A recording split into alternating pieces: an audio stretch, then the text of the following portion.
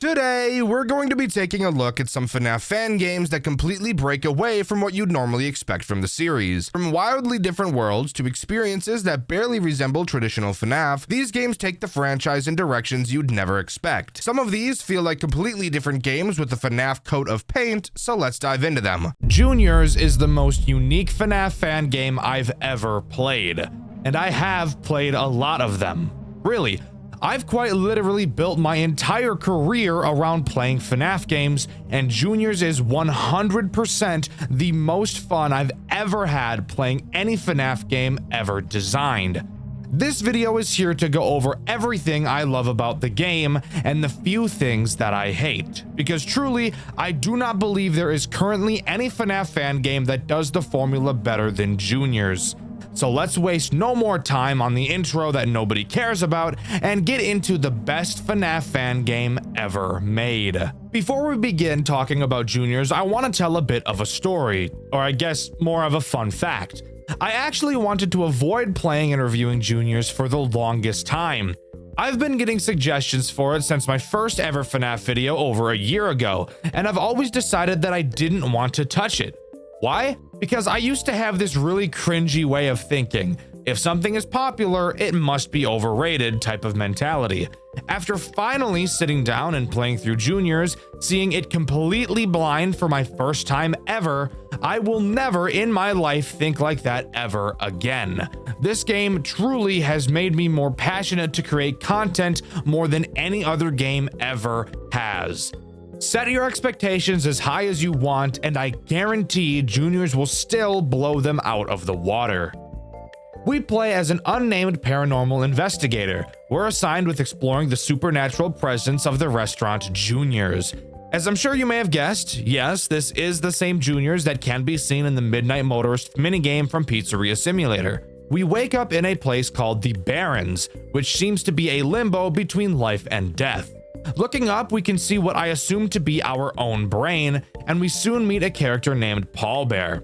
Throughout this game, we don't learn much about Paul Bear, but he is the only friend we have throughout the game. Paul Bear explains that there is an evil presence inside of the Juniors establishment, only ever referring to it as the Ghost. Eventually, we strike a deal with Paul Bear. He agrees to help us with our investigation of Juniors, and we agreed to help Paul Bear find freedom from the Ghost by defeating it in one way or another.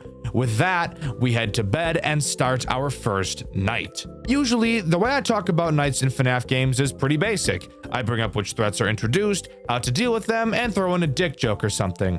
However, Juniors does the entire FNAF formula so differently from any other FNAF game I've seen, so covering this is going to be a fun change of pace. To start, Juniors completely gets rid of the sit and survive style of gameplay that most other FNAF games have. The game still has the classic 6 nights, however, each night isn't completed once you've made it to an arbitrary time limit. Instead, similar to a game like Pizzeria Simulator, progression is based on finishing tasks. Except the key difference between the tasks in Pizzeria Simulator and the tasks in Juniors is that one of those games has super fun tasks that I look forward to doing, and the other game is fucking Pizzeria Simulator. But what exactly are the tasks in Juniors? I'm so glad you asked, because these tasks are the sole reason why this game is so amazing. Throughout the night, the ghost Paul Bear was telling us about will enter one of the animatronics at random. It's our job to watch the cameras for weird anomalies and figure out which animatronic is possessed. And each night, you will have to correctly identify where the ghost is more and more times. On night 1, you need to correctly identify the ghost 2 times, and with each subsequent night, that number goes up by 1. But before we really get into that, there's something else that this game does that I wasn't expecting. Typically in FNAF games, the animatronics will make their way to your office and try to attack you. This is actually not the case in Juniors. The animatronics will never come to your office. Well, at least not in the typical FNAF way, but I'll cover that in a minute. The tools at our disposal are pretty minimal. We have our cameras, control panel, and our repair room. Throughout the course of the night, if you check your control panel, you will be able to see the condition of each of the 6 animatronics. Yes, 6. You've got the main 4, with the addition of the marionette and balloon bitch, or as this game calls him, balloon baby. As the night progresses, the condition of each of these characters will decrease. If they ever go completely empty, they'll use your ass as sustenance and gobble it up. At any time, you can send one of the animatronics onto a conveyor belt that will bring the character to your repair room. Once inside the repair room, you can quickly fix them and send them back into the pizzeria. This will cause their condition to go back up to 100. However, you have to be careful, because if you send the possessed animatronic to your office, it's game over.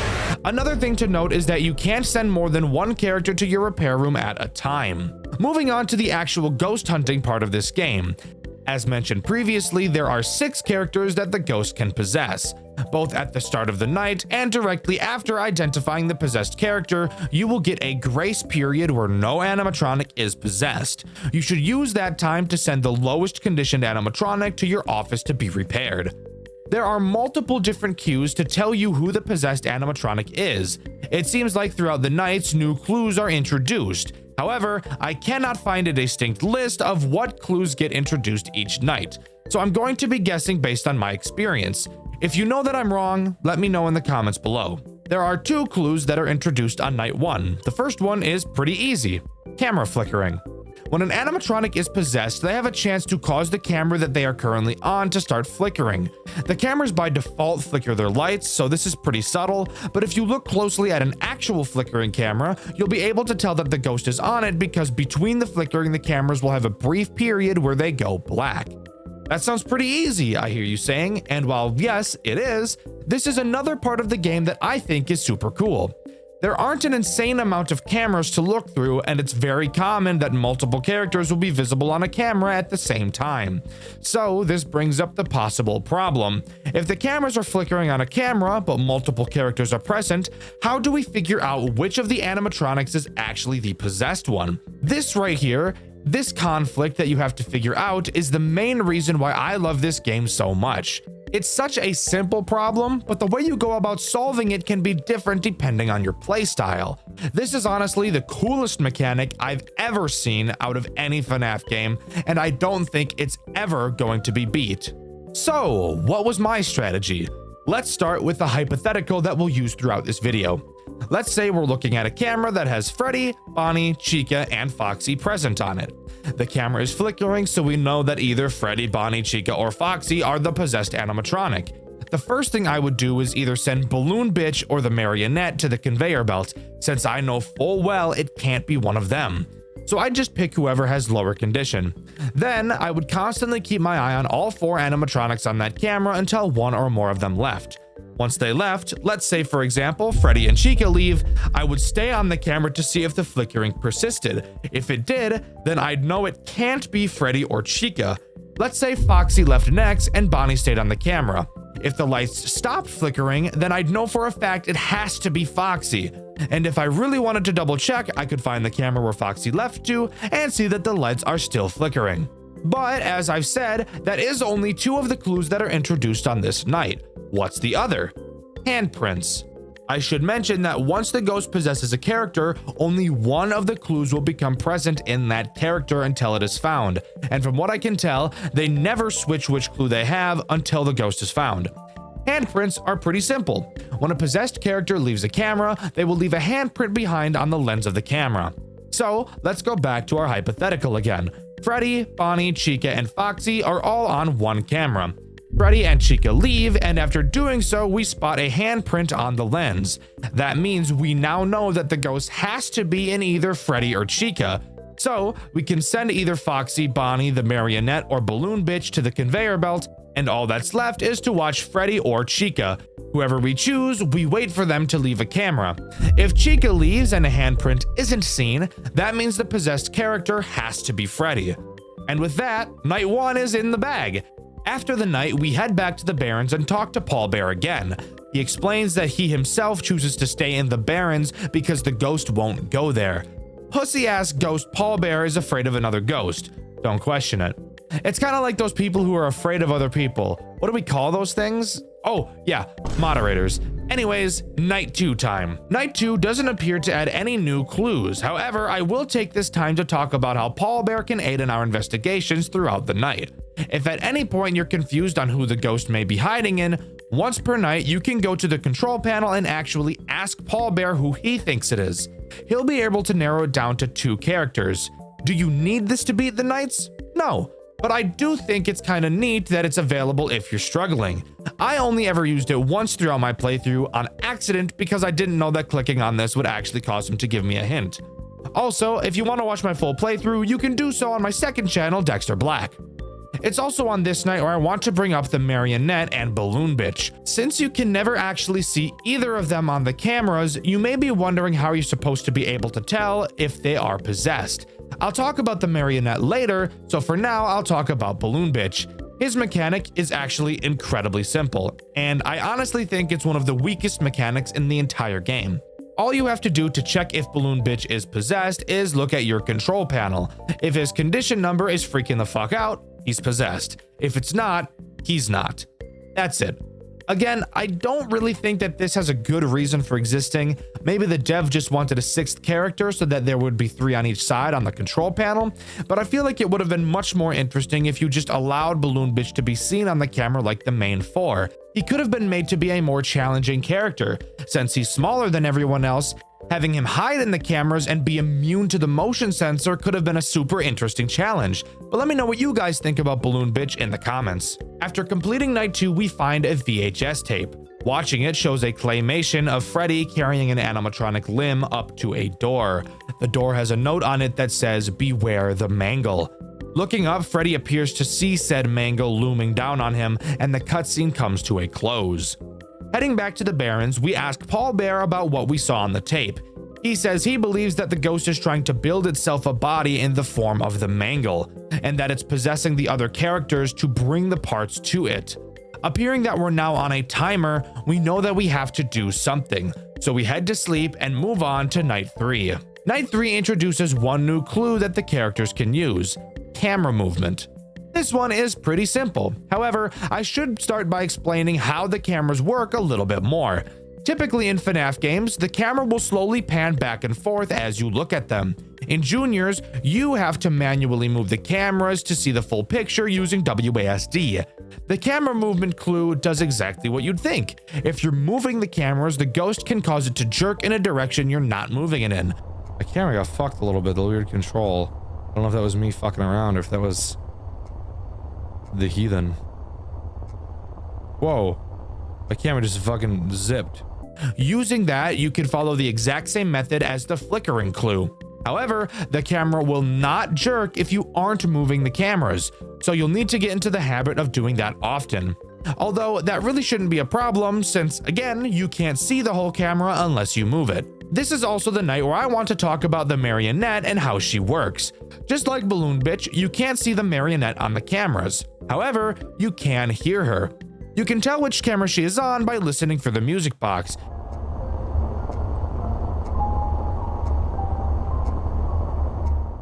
If you hear it, then you know that the Marionette is on whichever camera you're looking at.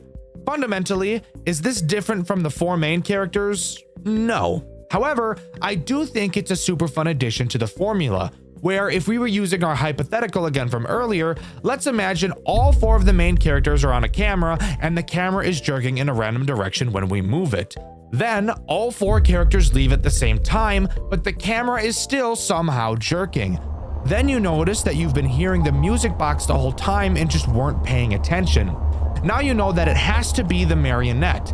It's not that it's hard to figure out, but it may be something that slips your mind as you're so focused on trying to find the ghost. I love the Marionette in this game, and if you couldn't guess from my constant glaze, it's the best Marionette I've ever seen out of any FNAF game. After completing night 3, we find another tape. On it, we watch the ghost leave Freddy and move to Bonnie. Then see Bonnie carry another piece of the mangle to the secret door. This is another thing I really like about this game. Even though you can't feel it, you know both you and Paul Bear are in a race against the clock, as with every passing night, the mangle gets closer and closer to being completed, and you know that once it's finished, your chances of winning become slim to none. Heading back to the Barrens, Paul Bear isn't present. Climbing up a ladder, we find him in a tree looking out at the brain. We tell him that our investigation ends soon.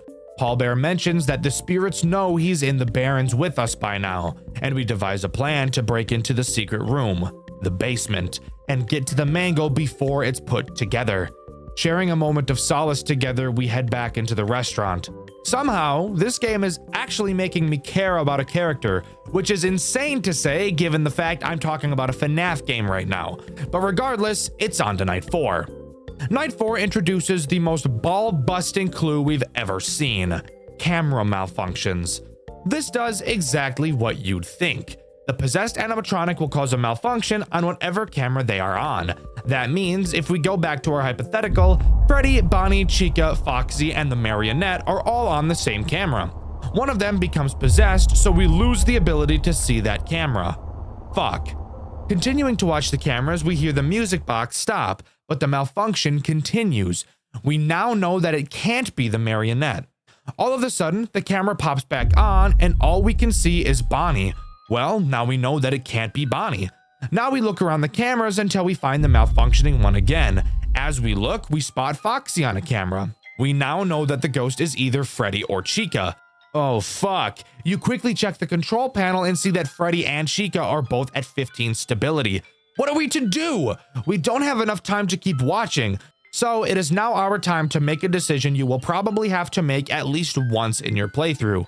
Praying to the RNG gods that the ghost isn't in Freddy as you send him down the conveyor belt. Freddy finally arrives and you don't die, so you now know it has to be Chica. Realistically, this exact situation doesn't happen all too often, but I do think this malfunction clue is by far the most stressful out of all of them. I think it adds a new type of tension that the game needed. I love this clue. I think it adds a whole new interesting way of analyzing the threat. It's fantastic. After completing the night, we find another VHS. In it, we see the ghost possess Chica while she's sleeping, and she takes another piece to the basement. Heading back to the Barrens, we keep it short and sweet with Paul Bear. He says he knows of a way to the basement, and we tell him that after we wrap up our investigation tonight, we'll meet back up with him and head there to put an end to this. Heading to bed, it's on to Night 5. Night 5 adds no new clues, only being a more difficult version of Night 4, and by more difficult, I mean we have to find the ghost 7 times instead of 6. I'm really out of things to talk about when it comes to the night sections, as I've talked about everything that's relevant throughout them. All we have left to talk about now is in the basement. After completing Night 5, we get one last tape revealing all of the characters awakening the mangle, a foreshadow of what's to come. Heading back to the Barrens, Paul Bear explains the plan. We'll go along with whatever the mangle has planned and lure her into the Barrens and trap her forever. We say our final goodbyes to Paul Bear and enter the basement, not knowing what's ahead of us. Upon entering the basement, we're greeted to a new office. The basement serves as Night 6, the boss fight night. I'm just gonna put this out here right now. I am not a fan of Night 6, gameplay-wise at least. I think it looks great, and I think it serves excellent story purposes, but I think it's a massive step back from the core loop of the game. The basement is set up exactly how the office from FNAF 2 is. 2 open vents to your left and right, and a large hallway in front of you. You have access to a flashlight, cameras, and a Bonnie mask. Yes, it's literally just FNAF 2, even equipped with a music box to constantly wind throughout. Maybe this is the reason I don't like this night.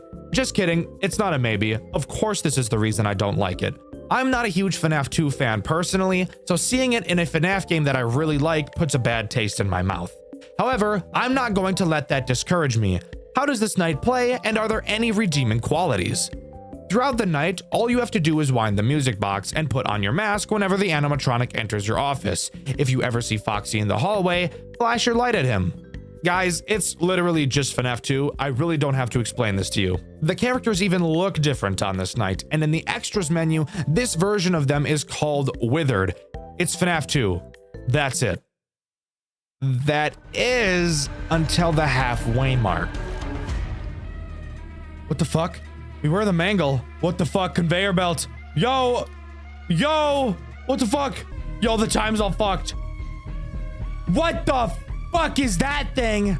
Oh nah. Halfway through the night, your control panel will be forced up. You'll be able to see the conveyor belt and watch as each character makes its way through. Several sticky notes ridiculing you. Every single animatronic sacrifices its body to the mangle, and it's finally time for the final fight. The Mangle enters the building, and now is the perfect time to talk about how fucking disgusting these character models look, especially Mangle. The level of detail in these characters is insane. Seeing Mangle on the cameras is probably the most uncomfortable thing about this entire game. She's so gross and it's super cool. But I do have to ask the question, why the fuck do they look like this? Is our main character going insane and imagining that they look like monsters more than they do? Or did the manufacturers of these robots actually design the most fucked up, creepy robots of all time? Anyways, once the Mangle spawns, the way this night is played changes. Now, for some unknown reason, Mangle has an owl attached to her. Does that make sense? I'm sure there's a reason for it, but I can't for the fuck of me figure out what that might be. Occasionally, this owl head will appear in either of your two vents. When it does, all you have to do is put the mask on until it leaves. Mangle herself has a chance to appear in the hallway. As far as I can tell, she has no sound cues, so you have to constantly check for her yourself. When she's there, hold the flashlight on her until she leaves. Finally, we have the most soul-sucking, nutsack-tearing, butthole-puckering mechanic in the entire goddamn game. The Ghost. The Ghost can appear on any camera. You'll be able to tell because you can see her hand. When you see the Ghost, all you have to do is hold the light on the camera until it disappears. You might be asking yourself, why the fuck is that a problem? That sounds even easier than the owl. Hell, I almost guarantee you will never be able to see the cameras in your entire fucking life. Why? Well, as I'm sure you're aware if you've ever played a FNAF game before, when a character moves from one camera to another, it's very common for the camera to go black for a moment. This is done so that you don't see the characters teleporting out of sight. However, the Mangle moves so goddamn cocksucking fast through the cameras that they will be black for about, 90% of the fucking night. Meaning that, very rarely will you be able to check if the Ghost is on a camera. Could we stop? Could we stop? Literally, what the fuck am I supposed to do? She's moving around the camera so fast, I can't even fucking look to hold the light on her. I feel like this is unintentionally difficult, but it's actually so bullshit, it's not even close to fun. This is the main reason why I dislike Night 6 as much as I do. Dying because I couldn't find the Ghost because I can't see the fucking cameras for more than 0.3 seconds every 14 decades is not fun. It ruins the pacing of the game and destroys all immersion I had in the situation. But if you can manage to not get fingered by the Ghost, you'll survive to 6 AM and lure the Ghost into the Barrens. The Ghost grabs Paul Bear, revealing he himself is a costume, not an actual plush bear. Surprise, surprise. This should have been obvious. The Ghost tells Paul Bear she's going to kill us, but we quickly run up behind her while she's distracted and fucking gank her ass. Dead kids! Rah! Rah! The screen cuts to black. We learn 5 years later, Juniors would reopen after some significant rebranding, focusing on, quote, family fun and above all safety. A line that should be familiar sounding if you've played the official games. Finally, a character named Jeremy is asked when they're free to start the job. Let's pause. This twist is pretty damn cool. We saw an exact replica of the FNAF 2 office on Night 6, and now we learn that Jeremy Fitzgerald is being hired. Of course, knowing the official lore, Jeremy was the night guard in Five Nights at Freddy's 2, and the family fun and above all safety is something the phone guy says in FNAF 2 as well, which would lead me to believe that the rebranding of Juniors was to Freddy Fazbear's Pizza in the form of the pizzeria we see in Five Nights at Freddy's 2, using the toy animatronics and the layout we find in the basement. But with that final awesome twist, Juniors comes to a close. Typically, when speaking about Five Nights at Freddy's games, a large part of the conversation ends up being about the lore of said game. And as I'm sure you all know, the stories of these games are usually incredibly dark, filled with murder, betrayal, and torment. However, not the game we're talking about today. In this video, we'll be talking about Chica's Party World Rebaked, one of, if not the most wholesome FNAF game I've ever played. From cute visuals, fun characters, all the way to a story that has nothing to do with dead children at all. There's a lot to unpack in this super fun experience, so join me today as we arch our backs into the world of Chica's Party World Rebaked. Chica's Party World does something before each night that I actually think is really cool. We get a task to complete, and we can explore and wander around the building before starting each night. So at 11 p.m., night 1 begins.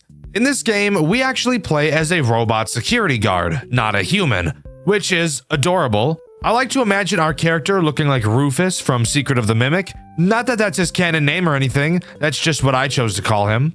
It's our job as Rufus to keep watch over the entire restaurant using our built-in surveillance system. So our first task is to visit every single room in the building. This is when we get a chance to move through each room like a shadow over Freddy's.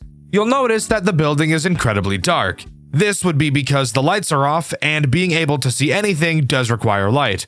So luckily for us, Rufus has been equipped with an LED that can briefly flash light to shine up the room. After using it, you'll have to wait a few seconds while the LED recharges to be able to flash again. We can explore every single room in the building, that is, except for one. If you are to enter the kitchen, you'll see there's a metal door. Hovering over it won't tell you what room is on the other side, and you'll be completely unable to interact with it. But after you finish exploring, we're ready to jump into the night section and start talking about the tools at our disposal. At the beginning of the night, we're able to detect a corrupted voicemail on Rufus. Listening to it, we hear an unnamed woman talking about one of the characters, Russell. Russell is Freddy, by the way. Not totally sure why he's given a different name in this game, but we'll roll with it. The lady says that Russell is very sensitive to bright lights, and that the people taking pictures of him with the flash on during the day disorients him, and it almost seems to physically hurt him. And because of this, he's always trying to go somewhere where the people aren't around. Before she can say much else, the voicemail becomes corrupted and ends. As I'm sure you could have guessed, Russell is the only threat introduced on this night. However, before we talk about how he works, we should talk about the tools at our disposal. To start, the office has two main directions you can be attacked from, the door and the vent behind you. We'll talk about the vent when it becomes important later, so let's just focus on the door. You'll notice that the door, well, has no door. So if anything walks up to our office, we'll have to use something else to keep them away. And that thing we'll need to use is that trusty LED we talked about earlier. You can flash your LED down the hallway to allow you to see if anyone is creeping around. Of course, since we're a security robot, we have remote access to all of the cameras in the building, and we can use them as fucking cameras. I don't know what you want from me, it's a FNAF game, bro. There's cameras, who would have thought? Russell is a pretty simple character overall. He'll wander around the various cameras in an attempt to get to your office. Look at that fucking hat, big ass hat, dude. It's such a big hat. Where did you get a hat so big? Where did you get that big of a hat? Once you know he's in your doorway, flash your LED at him and he'll go away. Now, this may bring up the question, if you can't literally see him in your doorway without flashing, how are you supposed to know he's there? Well, that question has a very simple answer. All you have to do is use the fucking cameras that you have at your disposal. Follow Russell around, and when he disappears and you're unable to find him on any camera, then congrats, he's probably at your door and you should flash him. However, later in the game, I'll tell you about a different strategy I developed for dealing with Russell, because he has an incredibly difficult synergy with another character we'll talk about later. But before we move on, I want to mention this game's art style because it is really unavoidable. This is easily the most unique FNAF art style I've ever seen. It's so low poly and brightly colored, but in no way does it look like those shitty copy and paste PSX horror games that are plastered all over itch and make it impossible for any indie developer to stand out. Please, for the love of God, stop making PSX horror games. Do something unique. Please. Fuck. But seriously, the pastel color palette is super different from a FNAF game, a genre where dark, I don't know where the fuck I am is kind of the norm. I can really appreciate when developers try something different, and I think this game nailed it perfectly. 11 p.m. night 2, and we're given a new task. One of the wires in Rufus's arm went to shit, so we'll have to repair it before the night begins. And with that, we're off to find something to fix ourselves. Before we talk about how to actually complete the task, we should bring up that, of course, this game has two endings, a bad ending and the true ending. I will be going over the true ending in this video because, no shit, that's the ending that actually means something. During every 11 p.m. section aside from the first, there will be something hidden around the building for us to find. Finding all of them will result in us achieving the true ending, and in Night 2's 11 p.m. segment, if you travel into the arcade, you can find a letter of termination from a woman named Heather Gray. It reads, "Dear Heather Gray, your employment with Chica's Party World will be officially terminated on June 21st, 2023. Reasons for termination include frequent disrespect of superiors, threats of violence. You will not be allowed to work tomorrow by any means, so make sure to collect your belongings today. Please remember to also review our confidentiality agreement as you are under an NDA and will not be allowed to disclose company trade secrets as well as practices and methods of operation. Chica's Party World is entitled to take legal action if you are caught violating these terms both before and after employment. Review of benefits to include health coverage of 401k in compliance with COBRA. Chica's Party World extends to eligible employees and their enrolled dependencies with the right to continue healthcare plan coverage for a specified period of time at their own expense and at full cost. Return of property. Please list and return any property of Chica's Party World that you may have in your possession. In addition, please provide any passwords and other information pertaining to accessing computer software and/or files. Your last paycheck will be received on June 21st, 2023. We wish you the best of luck in finding new employment, and we hope your experience has not been as regrettable as ours. Good luck." That last line is actually brutal as fuck. If I got this letter from an employer and they threw in that jab at the end, I'd probably just kill myself, bro. Heather Gray got fucking smoked so bad it's insane. I should also mention that Rufus claims he doesn't remember meeting this person, but that the name is familiar to him, which is interesting. Anyways, on to how to actually fix Rufus's boo-boo. If you head to the backstage, you'll be able to find some electrical tape.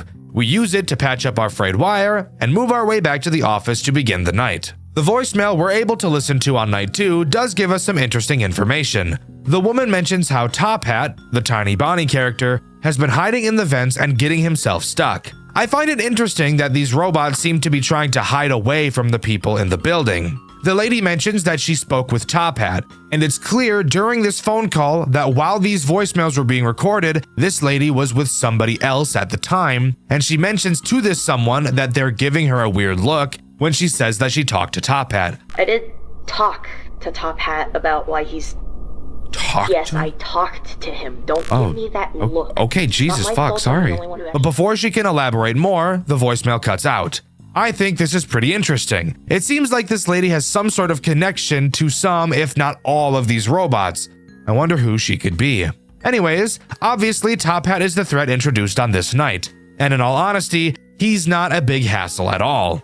As the voicemail would suggest, Top Hat really likes the vent behind you, so that's where he'll try to attack you from. He'll meander around the cameras, hop into the vent, and hop bottom straight towards your office. Now, I don't know if you guys know anything about vents, but I happen to know a thing or two about them. I happen to know that crawling around an event makes a lot of noise. That's why I have that one breaking and entering charge. Needless to say, I think she heard me in there. But that's not important. What is important is that you can also hear Top Hat when he's in your vent and about to attack you. When you hear him approaching, all you have to do is turn around and hold the vent door closed until you hear him bang on it like Foxy. Afterwards, you can reopen the vent. As of now, with only 2 threats attacking us, not much has changed from Night 1. Just follow Russell around the cameras to know when he's in your doorway, and if you ever hear Top Hat in the vent, close that sucker and you'll be home free and ready to dive into Night 3. Night 3, 11 p.m. time has finally arrived, and with it, a new task for us to complete. Rufus is having troubles connecting to the cameras, so figures the power may have been cut. Solving this problem is pretty easy. All we have to do is go into the dining area and reboot it. Simple sugar. However, as I'm sure you could have guessed, we have another piece of lore to discover as well. Remember that door in the kitchen that we couldn't interact with earlier? Well, after fixing the power, Rufus mentions that he hears something on the other side and goes to investigate. Upon doing so, we hear this. I hear something coming from the doorway. Perhaps I should investigate. No, we have to do this, Russell. I know, but couldn't we just, I don't know, talk to them? Maybe they're friendly. As much as I would like that, I don't think we have that option right now. We only have a few days left. Look, Let's just keep trying for now. If we can't get through to them and it gets desperate, I'll take things into my own hands. Well, Lowbite's helping tonight, right? Her temper's been nasty lately, but maybe she'll be able to get to them. Oh, I can only hope. For the sake of all of us. I should return to my station. Well, apparently these animatronics are a bit more intelligent than they were led to believe.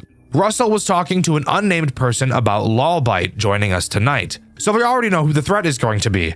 If I had to guess who this person was talking to I'd probably say it's Chica, because that just makes sense. Anyways, let's go to the office. The voicemail we heard on this night is pretty interesting. The lady is talking about Lulbite, who apparently used to be called Tangle. However, when this is mentioned, she said that, quote, she wants to be called Lulbite now, end quote, which would imply that Lulbite told her this. She said that Lulbite is trying to be on her best behavior after what happened, so I can only assume that Tangle probably did some Bite of 87 style shit and now wants to be better, but I can't be sure. Obviously, Lulbite is the new threat introduced on this night, and she is bad news bears for our current strategy. While Lulbite moves around the cameras, her aggression will increase because you're not watching her.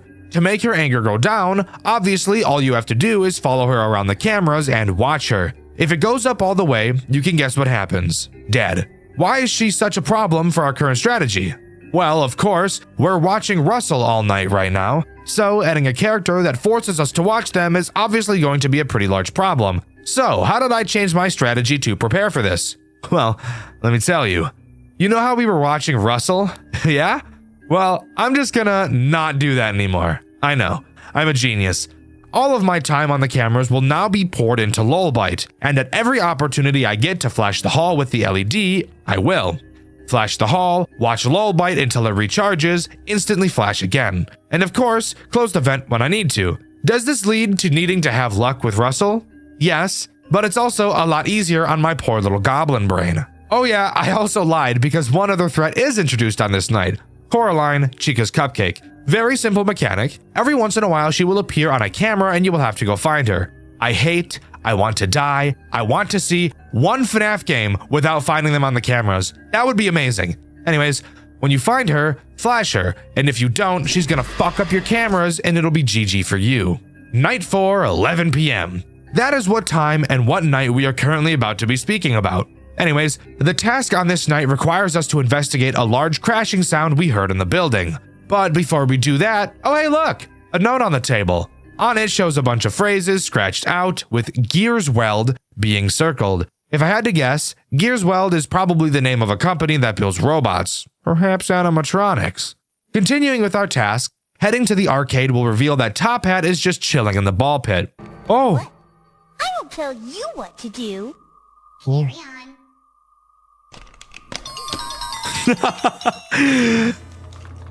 Carry on. That's not, I like that. I like that. Top Hat's playing around. Playing around in there. After a short interaction with him, he dives back inside, and with our task completed, we head back to the office to beat the night. There is one threat introduced on this night, and this is Silver Chicken, or as was originally going to be called, Spring Chica. She acts as more of a hallucination than anything you actually have to be worried about. And in fact, during this night's phone call, the lady mentions how she stopped programming its AI the moment that whoever she was speaking to told her to. So we can assume that she's been talking to her boss throughout this game. The way Silver Chicken works is pretty simple. She will randomly appear on the cameras like Phantom Balloon Boy from FNAF 3. Stare at her too long and she'll have intercourse with all of your tools, and the only way to avoid her is to obviously just not look at the camera she's on for too long. This brings up synergy with Lulbite, since you will be switching through cameras a lot trying to find her, but overall, Silver Chicken really isn't that much of an issue at all.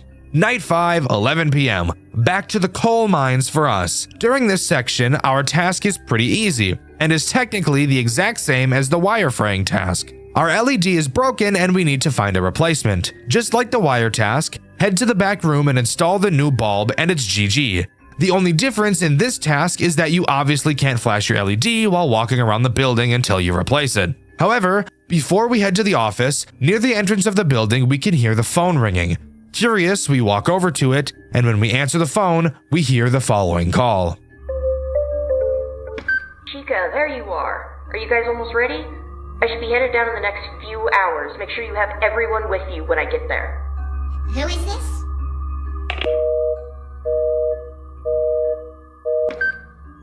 I suppose she had the wrong number. Well, this is interesting. Clearly, the person on the other end of the phone assumed that only Chica would answer it, hanging up immediately after hearing Rufus's voice. She says she's on her way, so who knows what that could mean. There's only one way to find out, and to do so, we first have to beat Night 5. I don't even want to explain the Night 5 voicemail to you. I think you'll enjoy it a lot more if you just hear it for yourself. You wanna fire me? Fine. You can silence me, silence every single person who tells you the truth, but it doesn't stop it from being real. These machines are alive. You can argue all you want, they don't think, they don't feel, but no ordinary robot would ever show more compassion than you have as a leader. They're smarter than you think, I promise you that. You can't keep them here forever, and if they want out, they'll find a way to make it happen. And all things considered, I'm glad I won't have to be working for you when it happens. 6. So it's confirmed. These robots are alive and they want to leave. And come to think of it, the girl in these voicemails sure sounds a lot like the girl we just heard on the phone who said she's coming this way, and she was fired. I wonder if she's not coming to take these robots away.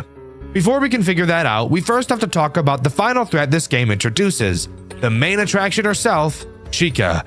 Something I quickly want to mention is how fucking groovy the music is on Night 5. I wouldn't call this night a boss fight night, but the music really makes it feel like one. Chica works very similarly to Russell, except she is much harder to track on the cameras. If you ever find Chica on the cameras, she will quickly jump into the blind spot of the camera to prevent you from seeing her. So while you do know which camera she's on, when she hides, it'll be impossible to tell if she's there, which I think, while annoying, is really cool. It shows how intelligent these robots are. Her goal is to get to your door like Russell, except where when Russell reaches the crossroads, aka this T-shaped part in your cameras, he will immediately show up at your door. Not Chica. Chica will jump between the left and right cameras of the crossroads and at random jump into your doorway. So you most certainly will have to try your best to keep an eye on her. Once she enters your doorway, just like Russell, flash her with the LED and she'll go away. And if you can hold your nerves together for long enough, you'll beat Night 5, and if you've collected all of the secrets during the 11 p.m. sections, we'll get this final cutscene. Through the past nights you've spent here, something starts to click in place within you. These robots aren't just company property like you have been told to believe. These are people. Perhaps they may not walk and talk and breathe the same way that humans do, but there is no less still a sense of kinship, a sense of living. You aren't as different as you were told to think. As you wander out of your station, you see them start to leave. One by one, the animatronics start to make their way out of the broken entrance doorway, aided by someone on the outside. You tap on the shoulder of Chica from behind, the last one to go out of the door, giving her a small jolt of surprise. What? Oh, it's you. It's by no means an unwarranted reaction, that of shock and a hint of disdain. You can't blame her too much. They reprogrammed you specifically to hinder her. I want to come with you, you say, much to her surprise as well. In fact, she seems rather speechless at the statement, but it no longer seems to be in spite. The silence is broken by their ally peeking in through the doorway, reaffirming the escape. Chica, we need to go. An equally stunned silence when she lays eyes upon you. Though her face is covered by a mask, you can still see her glasses and hair. Well, I suppose you'll need to make room for one more. Chica states. You know that voice. It's the voice you heard over the recordings. It's the voice of the person who constructed you. Your thoughts are interrupted by the pressure of a hug. It feels like overheating, but different. Call me Heather. Let's get you home. From this day forward, you were no longer a tool for a company that cared little for your existence. Instead, you fight for a new life alongside your newfound friends. You disconnected yourself from the mainframe, taking all previous security footage alongside you. You're going home. The news surrounding the incident states that no leads have been uncovered due to the substantial lack of evidence regarding the stolen property. All databases have been completely wiped, and most trails lead to dead ends. Chica's party world shows no sign of reopening in the near future. So there we go. Undoubtedly the most wholesome ending to a FNAF game I've ever seen in my life. An ending with no death, no betrayal, just some lost robots wanting to leave the establishment they were trapped in, and an employee who actually cared about them helping to achieve that. We get the reveal that Rufus was made by Heather, and even in this moment she was able to allow him to come with, even knowing his original purpose. Chica's party world gave these animatronics feelings and true character, even in these final moments really making you care about them, even after being attacked by them for so long. This game's story is incredible. It's so simple and easy to follow, yet is in all honesty one of, if not my favorite story ever told by a FNAF game I've ever seen throughout my FNAF career. Overall, Chica's Party World is one of the most enjoyable FNAF experiences I've ever had. From the fun and engaging gameplay loop, all the way to the aforementioned phenomenal story and storytelling of Poisonous Pastels, incredible work.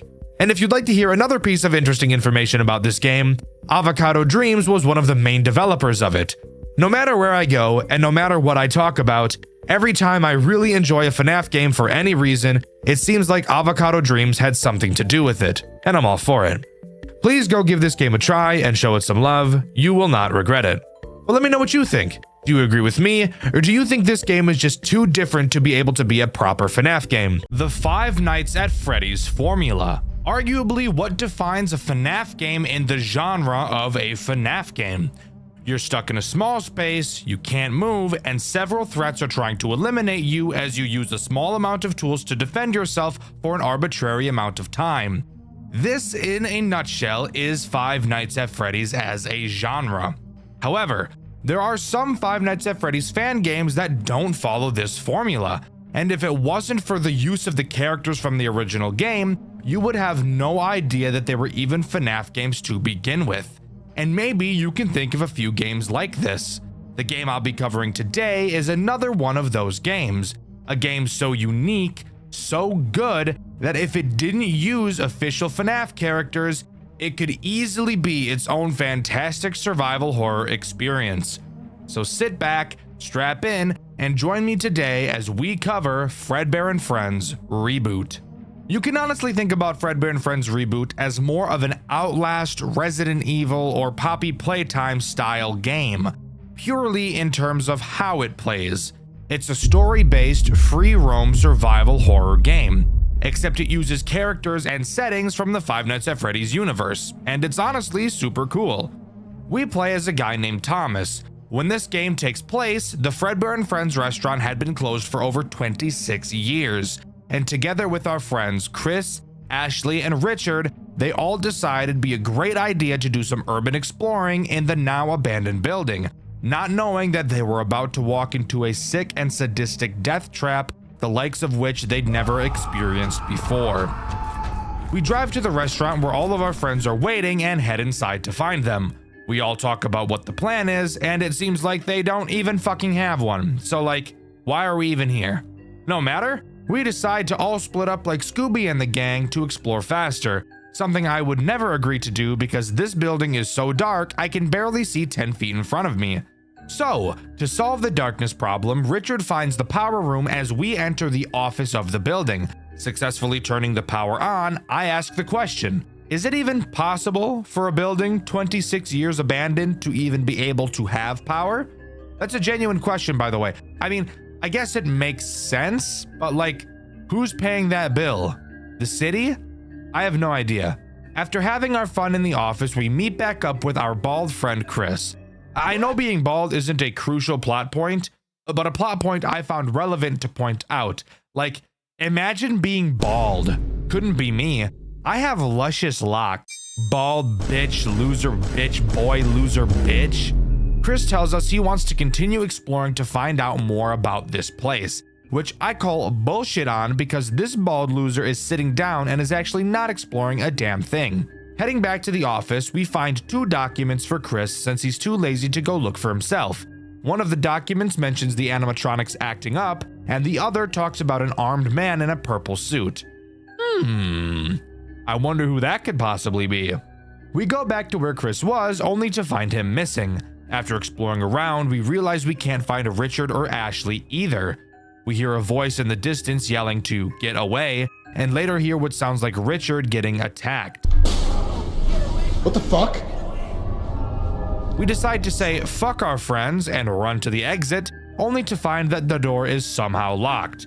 We decide we need to go hide in the office since there's a door we can close to keep ourselves safe. As we run down the hallway, we run into Chris. Relieved, we go to greet him, only to watch him get snatched from something hiding in the vent on the ceiling, pulling him up into the ceiling and tearing him apart.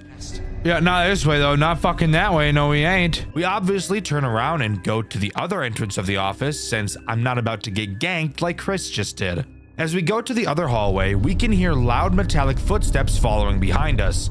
We quickly hide under the desk and hope that whatever is following us is retarded. We watch as a crooked spring Bonnie limps through the office, unaware of our location. We come back up only to hear a ring of the phone on the desk. We answer the phone to be greeted by some douchebag using voice mod like those guys that go on Valorant to flirt with any female over the age of 10. If you want to survive, listen very closely. He tells us how to survive each of the 8 animatronics. The fucking 8 goddamn cock-sucking animatronics. My god, that is a lot. I'm not going to explain every single animatronic at the same time right now because that would be boring as fuck. And trust me, this phone call was also boring as fuck. The big thing that we're told is that Fredbear is scary, and he's the reason why one of the doors to the office is broken. So fantastic, we have a door that doesn't work. What exactly are we supposed to do? I have no idea. I have no direction whatsoever aside from let's go see if I can break the exit door down. But before we can try anything, we're forced to listen to a cutscene while there are 8 hungry robots whose mouths begin to water whenever they smell my gooch. During this cutscene, we're put into the perspective of a mechanic named Simon. We're told that we have to go into the Fredbear's building to fix some of the robots because the customers reported them to be acting aggressive. So we can gauge that this cutscene obviously takes place before the shutdown. After this cutscene, we're actually put into the perspective of this mechanic as we head inside the building to solve the problem at 5 in the morning because as an engineer, we're on call all the time, yet still get paid like dog shit and are still expected to just wake up and travel at any time, even for the smallest of reasons that could 100% wait until my fucking shift starts. But alright, let's go I guess. As we enter the building, we notice the animatronics are on for some reason, and they shouldn't be at night. We figure somebody just forgot to shut them off, so we go to the employees' room to flip the switch to power them off to take a look at them. After grabbing the key from the office and heading inside, we find that the power lever for the robots is actually already off, yet for some reason, the characters are still on. We decide to just manually shut them off to work on them instead. So we walk to the stage, reach up to turn off Spring Freddy, only to get that Soldier Boy cranked on us and get knocked the fuck out by a guy who I can only assume to be the guy we heard on the phone. We come back to playing as Thomas again, and are tasked with obviously finding a way to get the exit door unlocked. We find a key to the bathroom on the office shelf and head down the hall to go inside. Inside of the bathroom, we find a hammer that we hope we can use to break the lock on the exit door.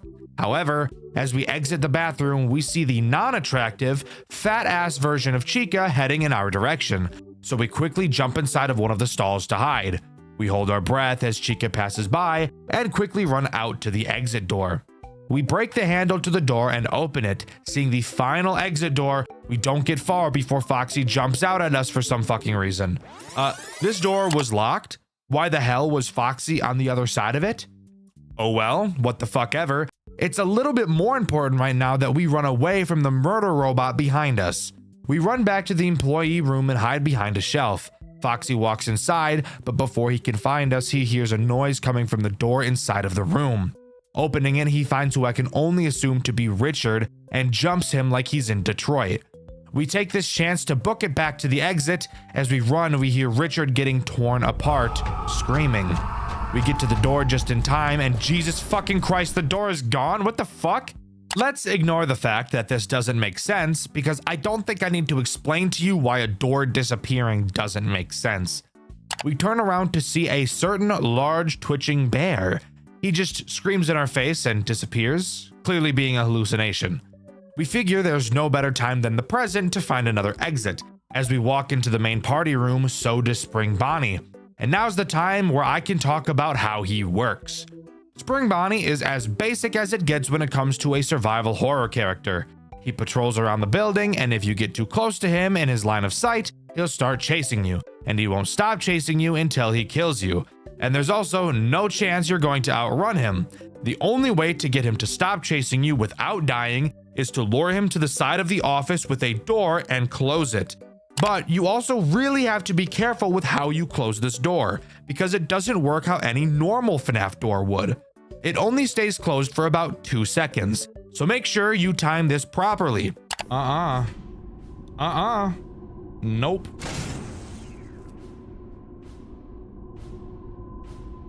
Oh! I closed it! I fucking closed it! I fucking closed it! I fucking closed it! I'm dead. I'm dead as shit. If you do, Spring Bonnie should be teleported to a different room in the building. We maneuver our way around Spring Bonnie and eventually make it to the other exit of the building, only to find that the door is missing too. Isn't life just so awesome sometimes? It's at this moment we hear Richard scream, which confuses me because I thought Richard just got killed by Foxy. So if who we heard just now was Richard, then who did Foxy just kill? It couldn't have been Chris because we saw Chris get killed by the fucker in the vents. It also couldn't be Ashley because it was 100% the scream of a man. And it can't be the engineer because he entered the building in that cutscene 26 or more years ago. This is not important at all, so let's actually continue talking about what's happening, shall we? We head back to the office where we heard the scream, only to find nobody there. We figure for some reason we should go back to the employee room. Why? Ask Shitlips Thomas, because I can't figure out a good reason to go back there, but apparently he's the FNAF expert, and not me. Before we can continue, we get another engineer cutscene. We're dragged into a back room and we overhear 2 people talking. Well, really only one person talking, because the other guy has his voice changer on so deep thinking it'll make the e-girls wet, so I really can't even hear him. Why didn't you just kill him? Really? Dave, you know exactly what happened before.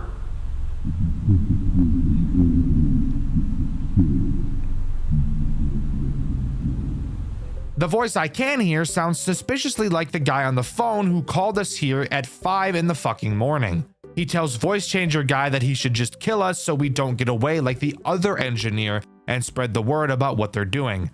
After not doing it, the phone guy decides to just do it himself, so he enters the room and stabs us to death. Fantastic.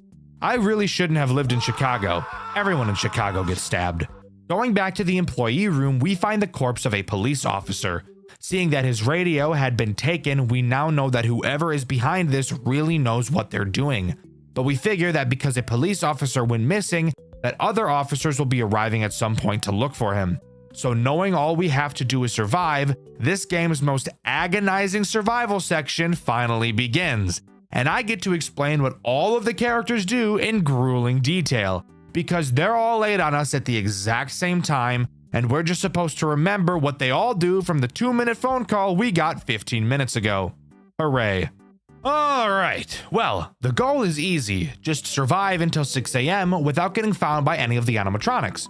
Sounds simple enough. All we have to do is track all of their movements and learn their patterns, and then find a spot in the massive 3D environment where none of the characters ever have a line of sight to, right? Almost, but not really, because one main character, Bonnie. Bonnie is this game's way of preventing you from doing exactly that. On certain time intervals, Bonnie will emerge from the room where the puppet is. Yes, by the way, the puppet is in this game. Don't think too much about it. There are a lot of characters from a lot of different FNAF time periods in this game, so just shut up. Anyways, Bonnie will exit this room and make his way to the employee room to turn the puppet control lever on. Once it's on, the puppet will begin moving on a track across the ceiling that leads to a door which has some chains on it. Why are there chains on this door? Well, it's to hold back and stop the big bastard himself, Fredbear. If the puppet makes it all the way to this door, it will break it down and allow Fredbear to come out. And spoiler alert, Fredbear always knows where you are, and if he gets out, you will 100% die. because as mentioned earlier, he doesn't care about the doors and he is faster than you are. So, all you have to do to prevent this from happening is go into the employee room and turn off the puppet control lever whenever Bonnie turns it on. This leads to you needing to be moving around pretty consistently throughout this night. Why do that when you could just hide right outside of this room or maybe even inside of it? Well, that's where Spring Bonnie comes back in. Spring Bonnie, and in fact every character during this section, has a very specific movement pattern that they will walk in. And thank God they do, because memorizing these patterns is the only reason I ever completed this section. Spring Bonnie has the habit of walking into literally every single room in the building, and his line of sight is really large, so you will have to always maneuver around him. Also, if that wasn't awesome enough, with every hour that passes during this section, each animatronic will become more and more agile, which really just means their line of sight increases. Chica is the next character I want to quickly mention, and she is pretty boring as a character. She's just Spring Bonnie, except her path doesn't cover as much ground as his does. Her line of sight also appears to be a lot smaller than his, so that's good news, I suppose.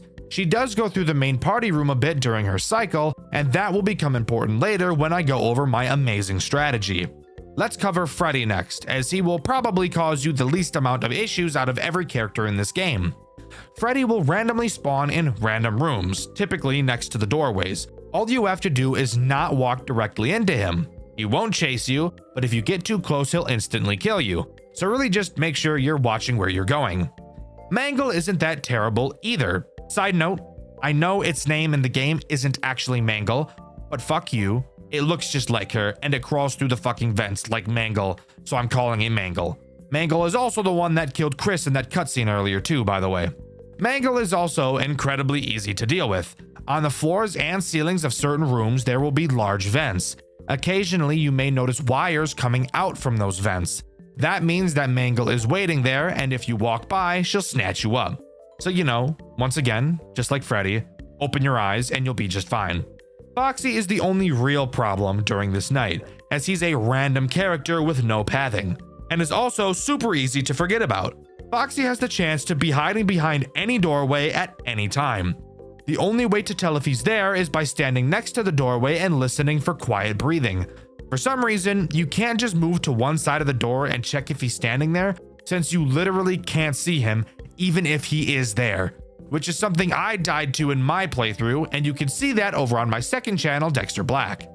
That's really all of the problems to worry about during this night, but Bonnie is obviously the most dangerous. So, how should you go about pulling this off? Well, when this game first came out, there was a super awesome glitch you could use to cheese this entire section. If you remember where we hid from Foxy during a cutscene, you used to be able to hide in the exact same spot, and both Bonnie and Spring Bonnie, aka the only characters that enter the employee room, wouldn't be able to see you hiding there. And since it's in the employee room, it was right next to the puppet control switch, so you could beat the entire section just by standing in one spot. Unfortunately for me, I didn't get the luxury of being able to do that, as in the newer version of this game, during this section only, an invisible wall is placed there to block your path. So I had to play the legitimate way. This is when I started to develop my strategy.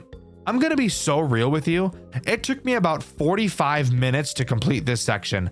I am complete ass at these types of games, which is why I never play them. I personally really dislike the mechanic of every enemy is patrolling randomly and will chase you when seen, but you also have a bunch of bullshit to do at the same time. I know it's a common mechanic, but it's just never something I was able to get into. Mainly because I don't take being chased very well at all, so it just kind of gives me a lot of anxiety. Here's how this section can be beaten 100% of the time for anyone who struggles with things like this, like I do. I came up with this myself. I'm super proud of myself. I did no walkthrough because I'm the best. The first step is to run out of the employee room as fast as you can and get to the far corner of the main party room to the left of the main stage. You have to be fast because Spring Bonnie will enter this room quickly after. While in this corner, both Spring Bonnie and Bonnie will never be able to see you, which is huge since this location also gives you an easy view of both of them since they enter through the door on your left. Once in this corner, Spring Bonnie will soon pass by. After a while, Bonnie will enter the room. Bonnie is slow as shit, so this will take a while. but once you see him, you can start following him.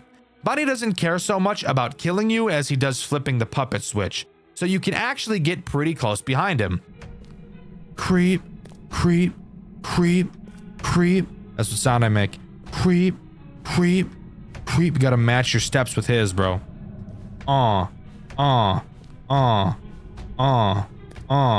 Boom, boom, boom, boom, boom, boom, boom. All good. But obviously, if you get too close, he'll still kill you. Once Bonnie leaves the main party room to enter the hallway, Spring Bonnie should be up near the office, so you don't have to worry about him. Take the time it takes for Bonnie to enter the employee room and flip the switch to stand by the doorway to listen for Foxy. Once Bonnie flips the switch, quickly enter the employee room and turn it off. After Bonnie flips the switch, he will exit the room through a door you can't even open, so you don't have to worry about him turning around. After flipping the switch, you want to run back to the main party room.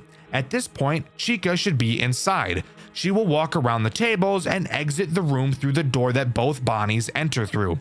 Simply be slow and follow her. Once she leaves the room, go back into the far left corner again. This is now going to begin the second cycle. This time, since the paths that Bonnie and Spring Bonnie take are much different in length, they will be a lot closer together. Bonnie will enter the room first this time, with Spring Bonnie directly behind him. Once Spring Bonnie goes up and around the tables, you can start slowly following Bonnie. At this point, you'll have to be patient, since Spring Bonnie will enter the entrance room, then travel back into the party room, and then go into the hall to the employee room. Then we'll travel to the office. So you will hear Bonnie flip the switch, and you will have to wait probably 30 to 45 seconds before you can switch it back, because if you're too fast, Spring Bonnie will see you. If you sneak past him while he's in the entrance room, it appears that Foxy will always be behind the door to the hallway and you will die. So it's your best bet to just wait for Spring Bonnie to finish this cycle and start walking to the office. I recommend waiting directly in front of the stage during this section since he won't be able to see you. Once he goes down the hall, quickly run into the employee room and flip the switch. Then quickly run back into the party room and go right into the exit doorway. Chica will be entering the party room at this point, and if you're any closer to the stage, she will see you. Once she walks around the tables, once again, you can follow her out and go back to the hiding spot in the far left corner. Now, the third cycle gets a little bit scary, so be ready. Bonnie will soon enter the room again, with Spring Bonnie fairly close behind. However, there is enough room between Bonnie and Spring Bonnie for you to be able to get in between them. Closely follow behind Bonnie and Spring Bonnie will enter the party room. Continue to follow Bonnie into the employee room and shut the switch off immediately after Bonnie turns it on. Immediately run back to the entrance of the party room. At this point, Spring Bonnie should be walking into the exit room. You can take this small window of time to run to the front of the stage. Spring Bonnie will enter the hallway, and once he does, you're safe to go back to the exit doorway. Since Spring Bonnie is near the office, you don't need to go back to the corner. In fact, you actually shouldn't, because Chica will follow behind Bonnie. Bonnie will once again pass you, and you can once again follow him into the employee room and shut the switch. After flipping this switch, this final time, you're home free. Simply sit in the employee room and this nightmare of a section will come to an end. And the best part is, since the movement of almost all of the characters is scripted, you'll be able to use this method to beat this section of the game every single time without fail. I hope you enjoyed this overtly long explanation section. It's easily what took me the longest to do while playing this game, so I figured I should devote a long time in the script talking about it. Let me know what you think. After beating this section, we get a cutscene where we're running down the hallway, being chased by Spring Bonnie.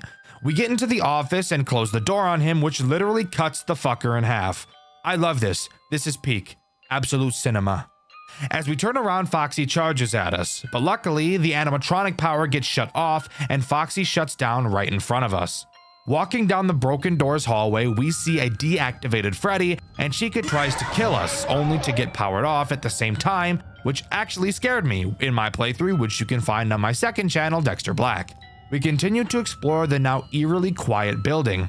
Going back to the exit, we fall to our knees, only for a door to appear in front of us, locked by a code. A voice comes over the intercoms that sounds weirdly like the guy that killed the engineer in a previous cutscene. He tells us that he's impressed by our work and that the animatronics we faced thus far will be deactivated for the remainder of our stay, aside from 2, who he calls his favorites. It's now up to us to figure out the code. We find a piece of paper on the wall that says "Find me." Not totally sure what the hell that means. We wander around into the puppet room where we find writing on the wall saying "It's me." Next to this message, we find another piece of paper saying "My back is to the corner." After reading this note, the 2 threats of this section activate: Fredbear and Mangle. Again, Mangle acts a bit differently, so let's talk about her first. This time, she's no longer in the vents. She's walking around the building. If she sees you, she'll roar like a dinosaur. And if you don't get out of her line of sight in 4 seconds, she'll start chasing you. And she won't stop until she catches you. So just like, run, I guess, bozo. Fredbear, on the other hand, should be scary. But because of an item we got at the beginning of this segment, he really isn't. At the start of this section, we're given a taser. Fredbear will always know where you are and will constantly be crip walking towards you. Except, Fredbear while walking is very slow, so you can easily stay away from him. Every once in a while, he will also roar for some reason, and will then begin to charge at you. While he's charging, he will be faster than you, but when he gets close, use your taser to stun him and he'll go back to walking. So avoiding the threats on this segment is honestly a cakewalk compared to what we had to deal with during the last section. Now, I had a stroke trying to figure out what "my back is to the corner" meant. What you have to do is find Freddy, since his back is to the corner of the wall. Except not really, because his back is just to the wall, not really the corner. Regardless, on his back is another note stating camera 2. I've neglected to mention the cameras thus far, but that's because they're literally completely useless for the most part. Throughout the building, there are several monitor stands where you can place your monitor, because I guess you can't just hold a fucking iPad with your hands. You instead need a holder like a toddler who blares annoying ass YouTube videos while in a public restaurant, and the parents just find nothing wrong with that since they'd rather have the internet raise them instead of them.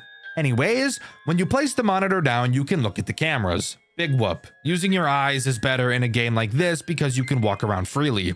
Regardless, looking at camera 2 now, we find another message saying "I'm here." Going to the location of camera 2, you'll find another note saying "Look up." On the ceiling, you'll find the number 7 and yet another note reading "Inside my head." What this means, if you weren't a genius like me, is that you have to go to Foxy in the office and look in his mouth. Inside, you'll find the number 3 and another note reading "Behind a curtain." Now, there are 3 curtains in this building, and you have to look at each of them in a specific order, which is dumb because all you're doing is looking behind them. Behind the last curtain, you'll see the number 7, and then some text reading "The safest place" will start flashing on your screen. Let's pause. I really don't understand why it wasn't just another note. This is supposed to be like an escape room set up by the guy that locked us in here.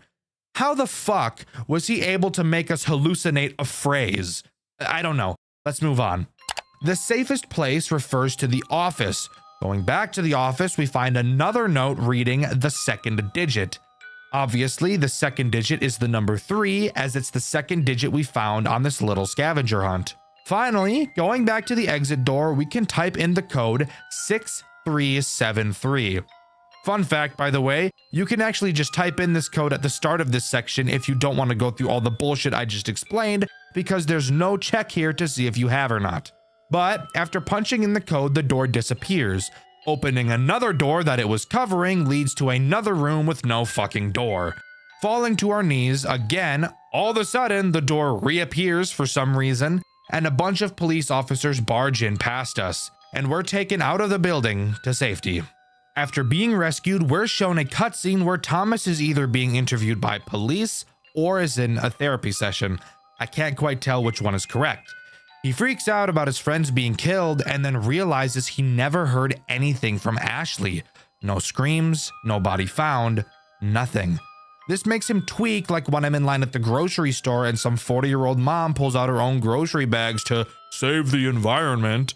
You want to know what I do when I see someone using their own bags in the grocery store?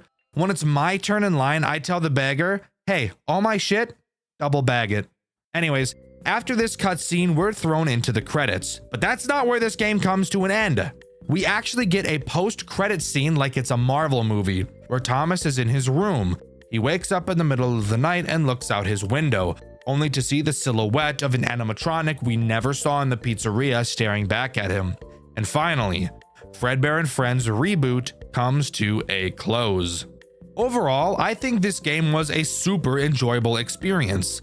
Did I get overtly frustrated and almost give up while playing the survival section?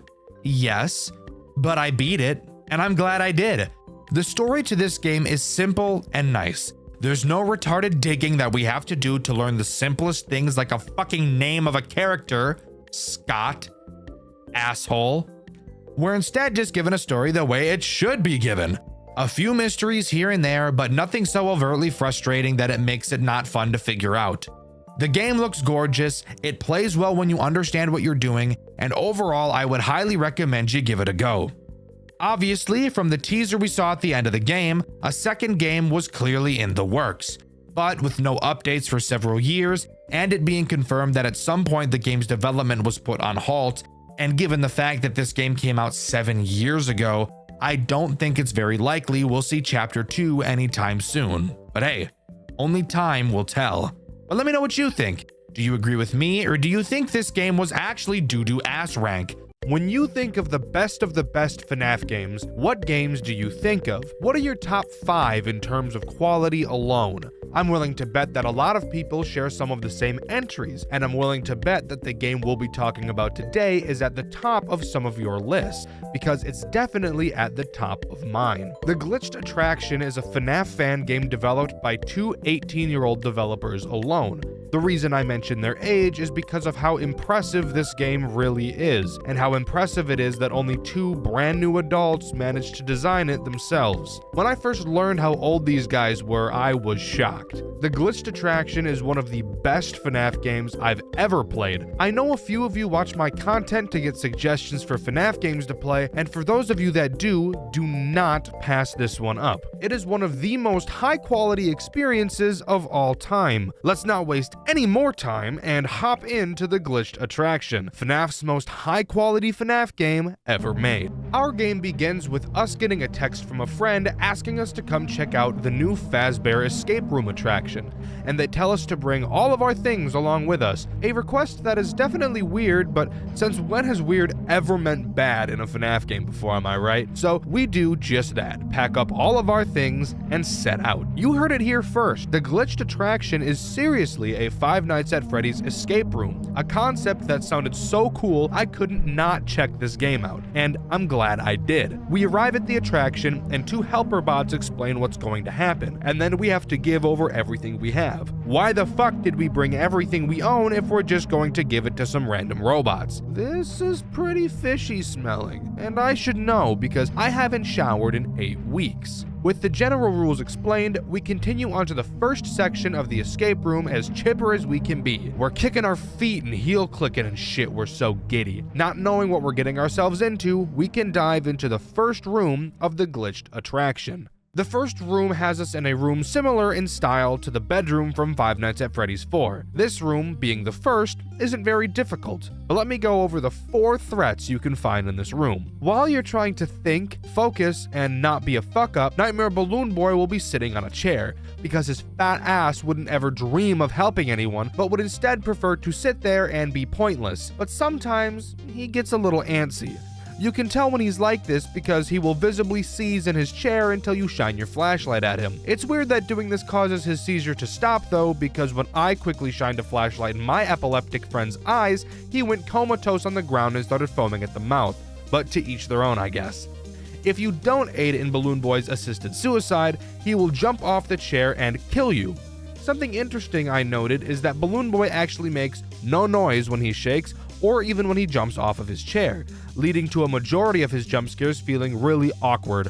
I get why he doesn't make any noise, because it'd be way too easy to not lose track of him, but just something I thought I'd bring up. You'll realize there's a giant window in this room as well, which lets you see outside.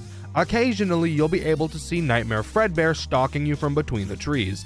Little does he know that his eyes are actually signal beams as bright as those stupid fucking white LEDs that are now being put onto vehicles, so that when I'm driving at night, everybody's headlights look like they have their fucking brights on. So when I flash my brights at them indicating to turn theirs down, then they actually turn their brights on, which simulate what I can only imagine to be the lights of God. And then I feel like an asshole because I just flashed a guy who didn't have their brights on. Sorry to go off on a tangent like that. I just really had to get my frustration about LEDs on cars out of the way, and I really didn't have a good outlet to do so. Anyways, you'll see Fredbear slowly inch closer to your window throughout the challenge, and when he gets super close, you'll have to close the curtains until you hear him laugh, signaling to you that he's gone away, and then you can reopen the curtains. Why on earth do you not just choose to keep the curtains closed for the whole time then? I have no idea. It's not like we need the moonlight to see. The bots at the beginning gave us a fucking flashlight, but whatever, I guess. Speaking of your flashlight, little tiny stupid insignificant Freddles will periodically appear around your room. They make the same noise as they do in FNAF 4, so hearing them shouldn't be a problem, especially considering how god-awful annoying they sound. Shine your flashlight at them and bada bing bada boom, they go away. But if you let 3 stay in your room and assault your eardrums for too long, 2 of them will grab either one of your butt cheeks as the third dives headfirst into your rectum, which some of you sick fucks may find pleasing, but I for one do not. The final threat you have to worry about is Night Marionette. If you somehow, by some miracle, haven't noticed in the footage I've been showing on screen so far, there is a giant hole busted into the wall of the room, which is very poorly boarded up. Why is it boarded up? I hear you asking. Oh yeah, forgot to mention, it's only because, Satan is in there with enough tentacles to make hentai for the next 9,000 years. But, putting that thought aside, Night Marionette will occasionally give a sound cue to let you know she's there. If you look at the hole, you'll be able to see those sex toys, tentacles, creeping out. At this point, you'll need to make a mad dash to the Golden Freddy suit, which is conveniently placed in the room with you, and hide inside of it. Once you do so for long enough, Night Marionette will leave. Now, hold on. I'm not done talking about this stupid fucking Golden Freddy costume yet. I have some complaining to do, if you could imagine. This Golden Freddy suit takes about, 2 fucking decades to put on. I'm not kidding. You will feel like this game is broken or has paused as you are putting this fucking thing on. But if that wasn't enough, taking it off is somehow even worse.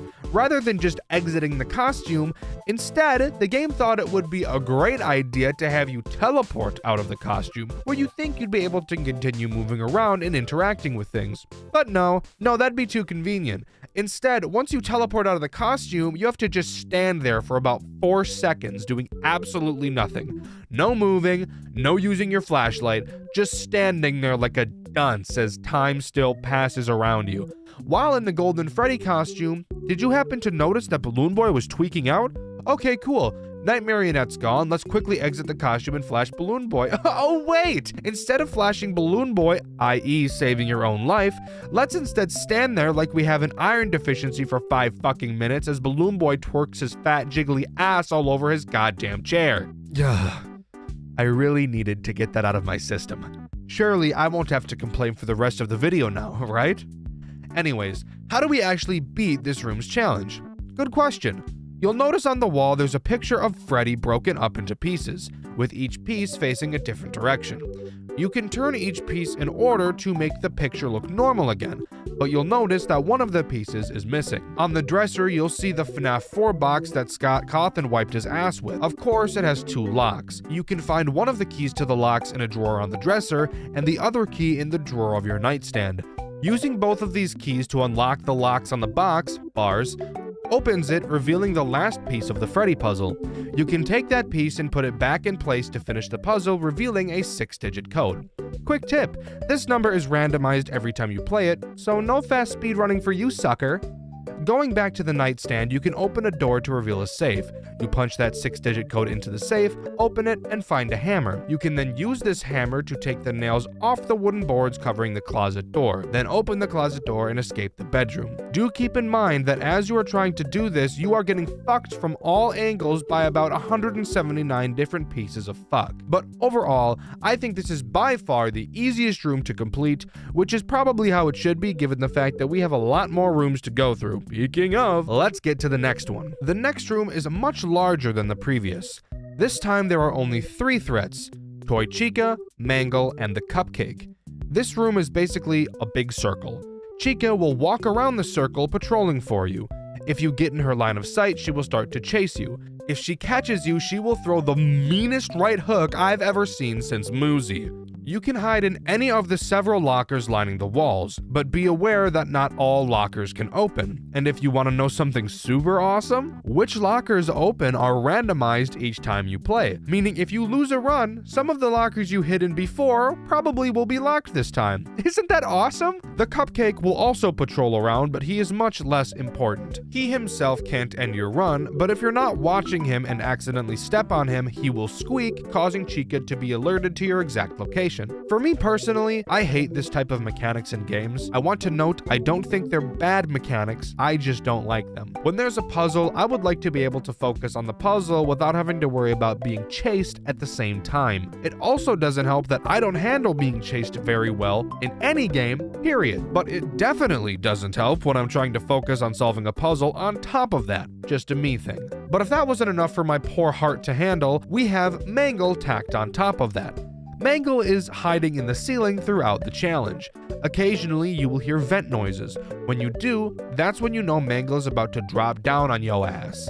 She has 2 possible drop locations. If you hear the vent noises on a side of the room that you're not on, you can safely ignore her as long as you don't then move to the side she's on. But if you hear her on a side of the room that you are on, you have 2 options. You can either A, move to the other side of the room, which might be a problem if Chica is over there, or B, hide in a locker. If you don't hide and Mangle happens to see you when she drops down, she will start to chase you. And unlike Chica, when Mangle chases you, there's no way to make her stop.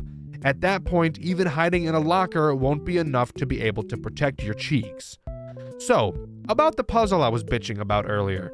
You'll notice a large door locked via a pin. The pin is 6 digits long and consists of 6 different symbols.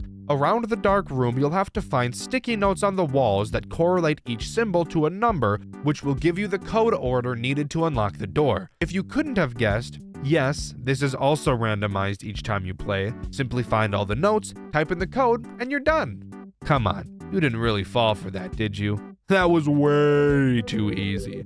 This is a FNAF game, remember?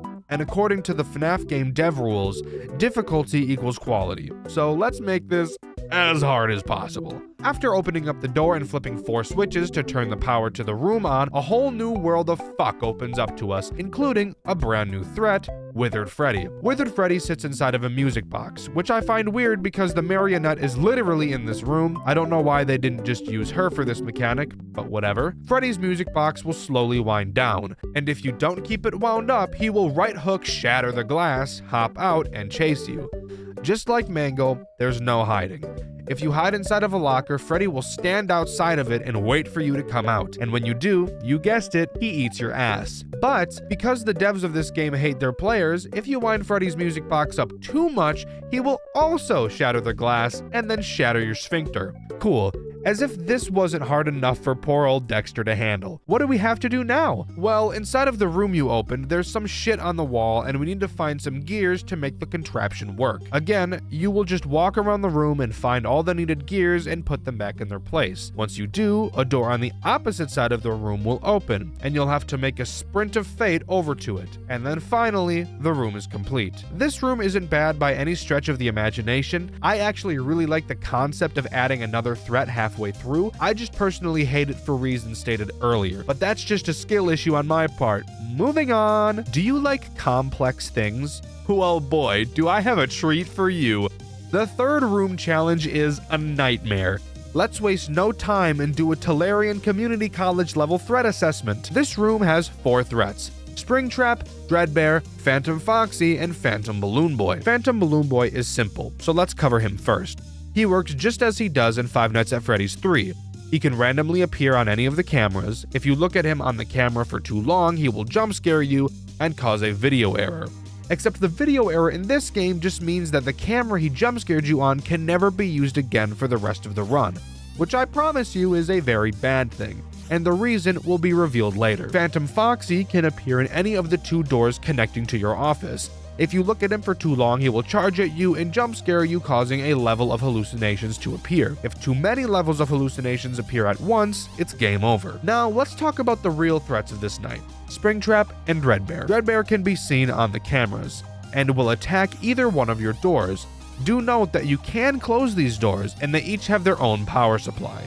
But Dreadbear is unaffected by the doors and will break them down if they're in his way. You'll have to watch the cameras to see which door he will be attacking, and when you see him charging towards one, you will have to hide under the desk on the opposite side of the desk to where he is coming from in order to stay out of his line of sight when he enters your office.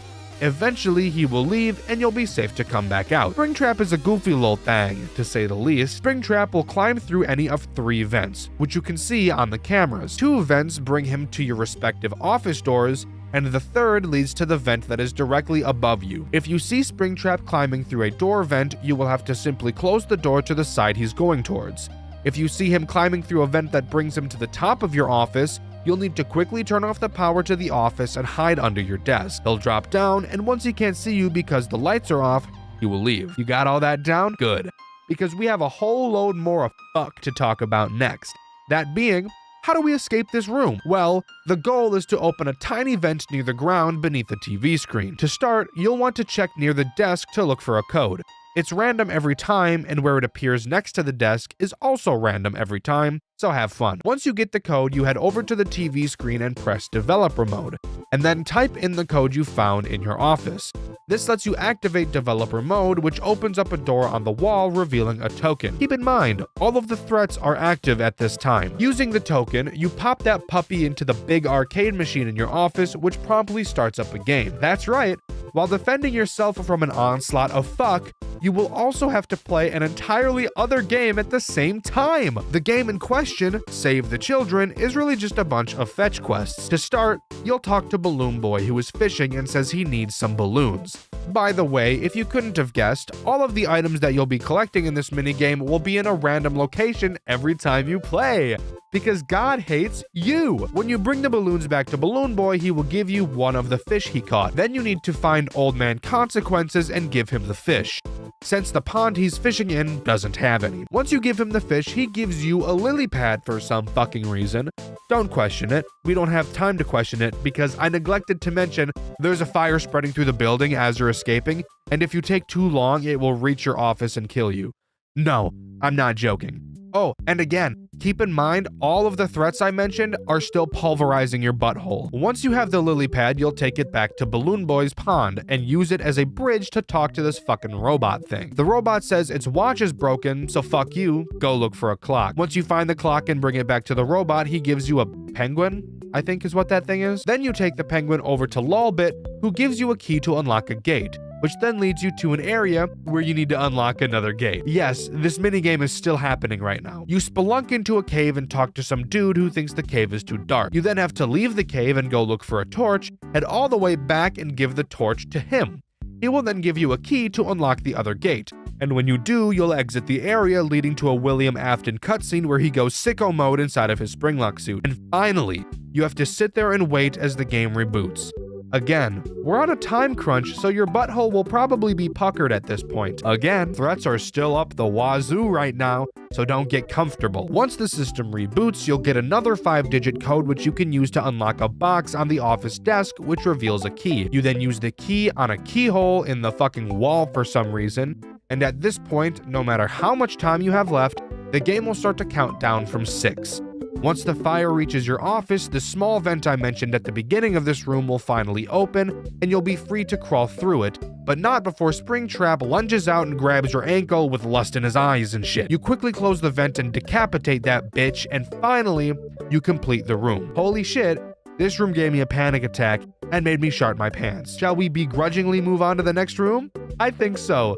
Let's keep this gravy train rolling. Do you enjoy having headaches? If you do, this next room is for you. Let's go over it together. I'll hold your hand. This room is made up of 2 hallways, 2 windows, and a bunch of screens, a small elevator, and a life-size 7-foot-tall circus baby animatronic. The goal of this room is to put baby back together, but I'm getting ahead of myself. Let's first go over the threats this room has to offer. The first threat is Ballora. At times you will hear her music box begin to play.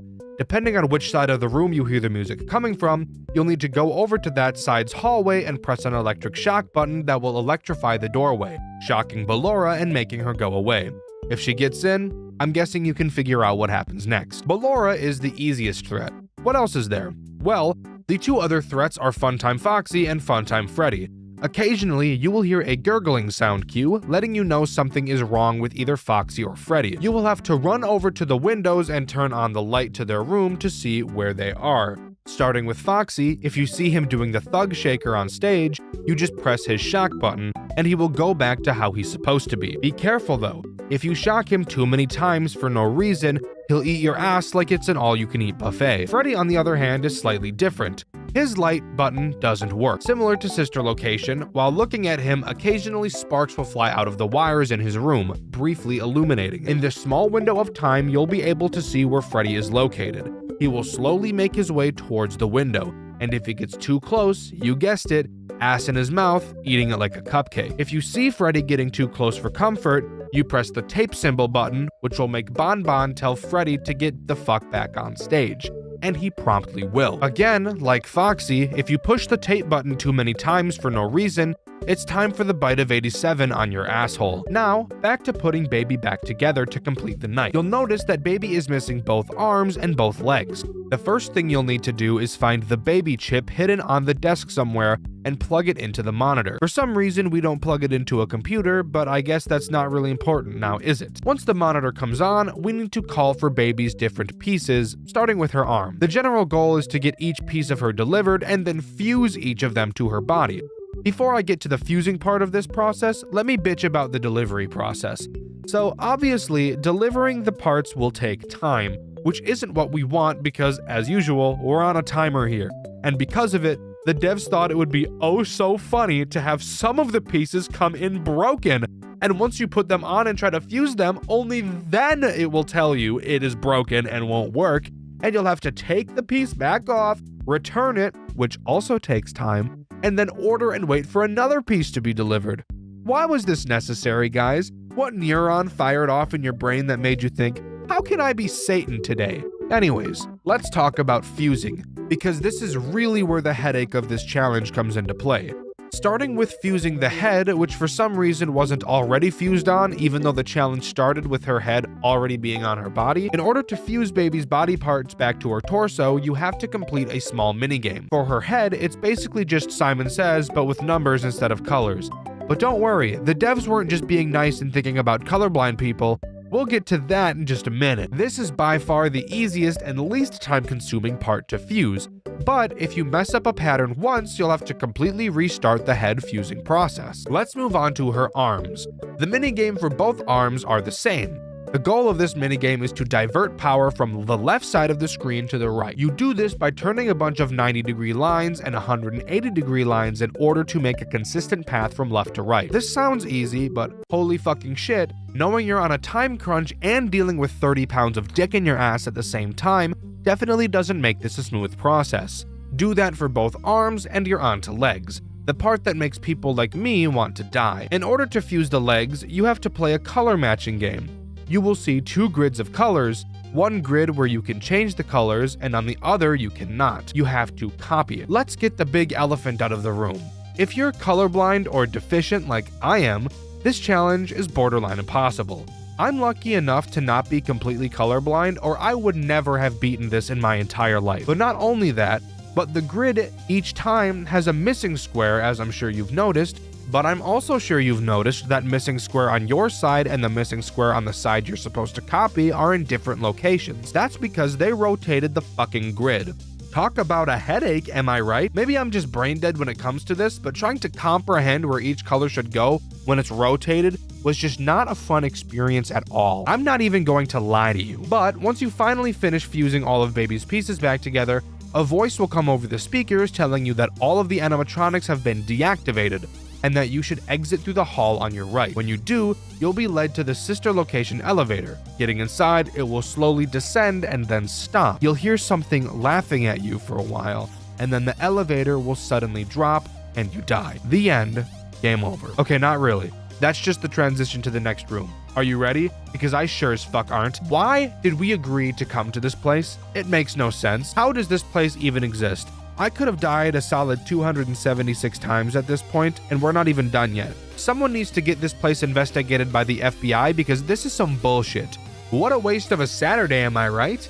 Anyways, let's move on. After laying on the floor for approximately 8 days, we finally wake up from the fallen elevator. We walk past a large window and see the characters we just went up against. After the events of the last room, these little tiny robot things apparently grabbed all of the characters to bring them to the scooping room. And this room is presumably that. While we look across the floor of once familiar corpses, the bane of my existence and the shit in my diaper emerges from the tangled mess of wires. Ennard. This guy is the single reason why it took me so long to make this video. Why it took me a month to beat this game. For most, it certainly wouldn't have taken this long, but for me, oh my lord, this next room will give me flashbacks like Charlie in the Trees for the next 5 decades, and possibly until I reach my grave. Remember the second room? How I mentioned I don't handle being chased very well?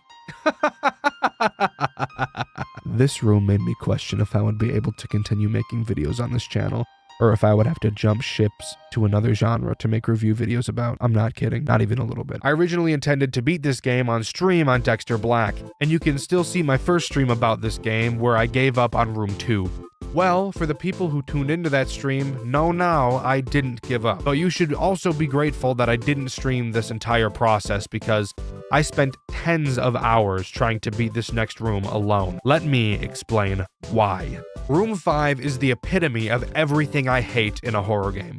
Literally all the way down to the last detail. I'll give you a warning right now. This is 100% a me problem and is totally my subjective opinion. So, the only threat in this room is Ennard. Thankfully, there aren't any more, but dear lord, Ennard is all it needs. In terms of where we are story-wise, the elevator crashing was definitely not intended to happen, as upon beginning this room, we don't get a monitor telling us what our goals are. This is cool as a passing thought, but it's not really cool when you stop to think that there is absolutely nothing to explain what it is I need to do to complete the challenge. Upon beginning, we're given a wind to power flashlight and some writing on the wall telling us to light up a solar panel using the flashlight. Now, I'm already going to pause real quick. We're being shown a new mechanic, the wind up flashlight and solar panel. Cool. Now tell me, do you suspect we need to light up solar panels ever again in this entire challenge? Or the entire game? I'm assuming you said yes, but you'd be completely wrong. No, there's not a single other solar panel in this entire game.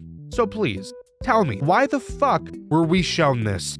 Showing us the flashlight makes sense, but there were countless other ways to do it in a much better way than showing us another mechanic that is never used again. This is exactly like the gun in Muzi. But continuing, once we light the solar panel, a large door opens and the challenge truly begins. The overall goal of this challenge is probably the easiest we've seen so far. It's broken up into 5 distinct tasks. Step 1, find a crowbar. Step 2, use the crowbar to force open a drawer near Kyle's desk to get a keycard. Step 3, use Kyle's keycard to open a door, allowing you to turn a generator on that powers computer monitors throughout the room. Step 4, find all 3 computers and input 3 colored fuses into each. The fuses are conveniently placed in boxes right next to the computers, so I appreciate that. And step 5, go back to the generator and turn on the central power, which opens the door, allowing you to climb a ladder and beat the challenge. Sounds simple, right? Well, yes. It is simple, but now I need to talk about the problem. Ennard. Ennard will be patrolling the giant maze of a room the entire time you are performing these tasks. If he sees you, he will begin to chase you. If you get caught, you will lose all progress you've made throughout the challenge. Let me tell you another fact. Unlike every room in this game so far, this room ain't small. No, this room is very fucking large. I hate everything about life. Let me complain about some more stuff. If you are near Ennard, he will hear you and be alerted to you if you do the following. Wind up the flashlight. Makes sense. It's really loud. I can understand that one. If you run. Okay, yeah. I've seen that in other games before. Running is louder than walking is, and walking. That's right. If you move, period, while he is anywhere remotely close to you, he will hear you and start to chase you. What the fuck? And once he starts chasing you, there's only 2 ways to get him to stop. The devs must have been smoking crack and playing Dead by Daylight while they were designing this section, because one of the methods used to escape an Ennard chase is by knocking over wood pallets placed around the room. Quickly break the pallets and continue to chase you if you don't hop bottom out of there at light speed. What's the second way of escaping a chase? I hear you asking? Well, it's by stunning Ennard. How do you stun Ennard? I hear you asking again. That's a great question. I have no fucking idea. I'm not joking. I literally have no fucking clue on earth how, on God's green fuck, you're supposed to stun Ennard. How do I know you can stun him? Well, every time you die, which, judging by the fact it took me borderline a month to beat this challenge, I did quite frequently, you will get a tip on the loading screen. One of these tips tells you that stunning Ennard will give you more time to run away than knocking over a pallet will. So I know you can, but the game doesn't elaborate on how to do that as far as I'm aware. So to this day, I still have no idea how to stun Ennard. I don't know what the hell the game is talking about. I'm stumped. But I'm not even close to done talking about this section of the game. No. I spent a fucking month on this. I can dedicate a few pages of my script to it. You can sit down and listen. I don't care if this video ends up being an hour long. You see, there is a very large, steaming hot, glaring issue with this challenge in specific. Since it's technically not a part of the canonical attraction, there's no tip screen at the beginning. But with no tip screen, there's no telling anyone fuck about fuck. So, as I said, there are 3 computers around the level. Each computer has a box of fuses with differently colored patterns on them right next to them. Each computer requires 3 different fuses. How do you figure out which fuses go where? Well, at first I looked at the colors of the wires going into the computer. I thought, maybe this will give me a hint as to what I'm supposed to do. So I tried to grab the fuses out of the box, but I couldn't. So then I thought, oh, maybe these aren't the fuses, and the actual fuses are randomly placed around the map. So I went to look. I looked, and I looked, and I looked, but I never found any fuses. Eventually, I died for probably the 48,000th time to see a tip appear on my screen. You won't be able to pick up fuses until you turn on the monitors. You didn't think to tell me that? You didn't think that was important information to give out earlier? This is why we need the fucking tip screen, asshole. But fuck me, whatever, sure. So then I started trying to figure out how to turn the monitors on. I tried seeing if I could press the buttons on the monitors, but that didn't work, so then I decided to try and find something else to do. Eventually, I found a note next to a door mentioning that Kyle leaves a keycard in his desk to open said door. Okay, cool. Something to do has just fallen into my lap. Let's go find Kyle's desk. Luckily for me, desks are in the same location every time you play, so we don't have to worry about those being randomized. After looking for a very long time, because again, I don't handle being chased well at all, it's like I fucking lock up and start freezing. I don't know what's wrong with me, I just can't handle it. So, most of the gameplay boiled down to me moving incredibly slowly and taking way more time than I ever needed to complete this challenge. But that's how I personally had to do this if I wanted to play it myself, which is also why the footage you're watching right now isn't mine.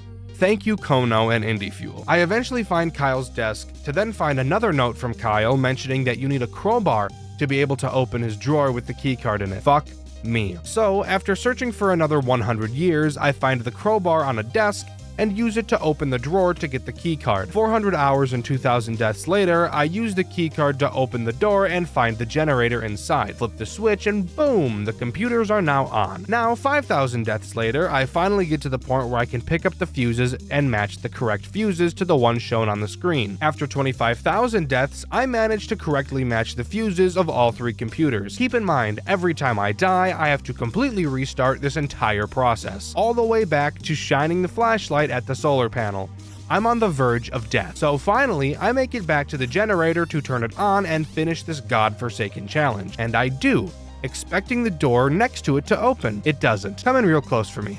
Come in real close. This fucking door needs a separate key that spawns randomly in the level. I'm going to clench my teeth together so hard that they shatter into a fine powder. This right here is what took me the longest. So finally, after 100,000 deaths, I finally get the key to the generator to unlock the door. Come on real close again for me, real close one more time. Take a guess what's in this room. Is it the exit to let me move on to the next challenge? No, it's just fucking lore. I didn't know this while I was playing. I don't watch videos about the games I play, so I had no idea what was behind this fucking door. I know that's 100% my fault, but dear God, when I tell you how fucking pissed I was when I finally figured out this after hours upon hours of attempts, I was fucking livid. I wish I was recording my attempts so I could show you my reaction.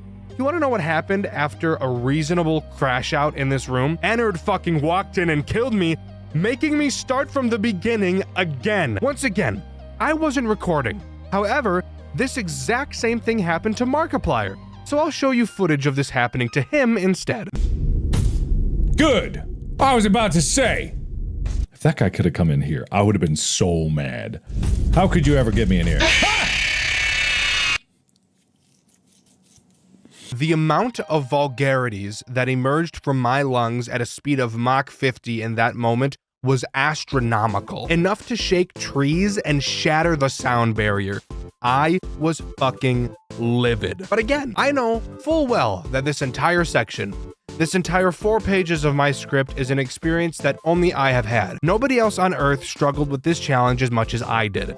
Nobody in history has ever spent a calendar month pouring attempts into this section of a game that should only take 20 minutes to complete. I know it's a skill issue, and a very hard skill issue at that, but I could not, under any circumstance, neglect to mention how bullshit of an experience I had. I hope you enjoyed this segment. I eventually found the door to the generator, opened it, and climbed up the ladder into the next challenge of this godforsaken fuck-ass game. From one anxiety attack to another, let's talk about room 6. 6 divided by 2 is 3, and that's how many threats we have to talk about in this level. Awesome segue, Dexter. Thanks, Dexter. The first threat we'll talk about is Molten Freddy. Molten Freddy can appear in one of 2 vents occasionally. When you hear or see him in one, you'll have to break your mouse and spam click a lever in the vent to blind him with a light more powerful than the sun. Every time you flash him, he gets slightly pushed back, which leads to you spending an infuriating amount of time spamming the fucking lever to make him go away. The next threat is Scrap Baby. As I'm sure you've noticed, we're locked inside a fenced area. On the outside of the fence is a forest, and occasionally you'll be able to see Baby limping her way out from between the trees towards your fence. When she gets to the fence, she'll hop that shit like an Olympic athlete and fuck your shit up. To stop her, you must go to this random screen in the wall and activate the repel system, which plays the most ear-piercing sound I've ever heard in my entire life. So I totally understand why that makes Baby go away. The final threat is Scrap Trap, who in my opinion is the stupidest looking FNAF character ever designed. You can see Scrap Trap sitting on a chair down a long hallway.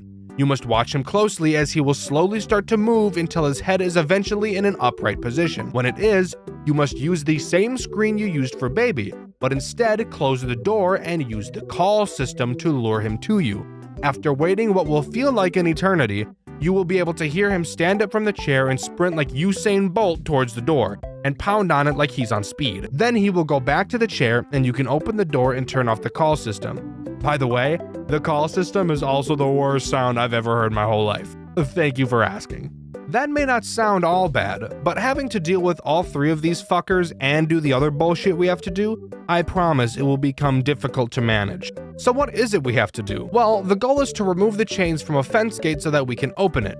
Simple enough. To start, you'll notice another screen different from the one used to defend yourself. On it, you'll find the opening minigame from Five Nights at Freddy's Pizzeria Simulator. You will need to complete 4 levels of this game, which in and of itself isn't a hard challenge, but when the music is pretty loud, listening for the other characters can be a problem, especially when Scrap Trap doesn't make any noise until it's already too late. After beating this game, you will unlock a prize that we can't access at this moment, so we'll get back to it in a second. Afterwards, you'll need to look around your surroundings to find 2 pieces of paper with a number ranging from 1 to 3 on them, accompanied by a silhouette of a FNAF character. You can use these pieces of paper to input a code into this little toy thing. I don't know what this thing is, if I'm being honest. You only need 2 pieces of the code because you can just brute force the last one. After getting the code correct, a key will emerge. Take that key and run down the hall and unlock a door to the right of Scrap Trap. This is personally where I think this level gets specifically hard, since we'll be spending most of our time in here now, meaning we won't be able to hear Scrap Trap and Molten Freddy.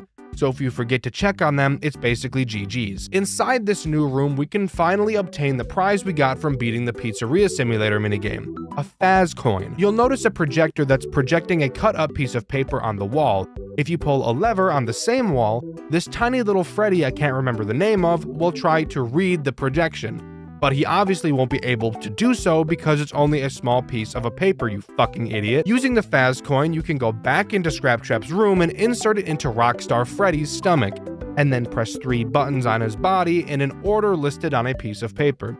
This makes sense, by the way. This will cause his mouth to open, revealing the other pieces of paper you need.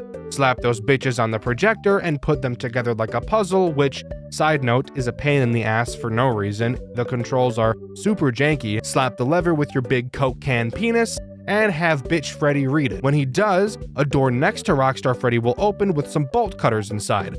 You can use these bolt cutters to cut the chains off of the fence and escape this level. This level might not seem as difficult as some of the other ones have, and while none of these levels are particularly difficult in terms of what you literally have to do, all of the levels, and this one specifically, build up so much stress and really test your nerve control. After jumping down some weird looking cellar door, we enter a new room with a computer in it.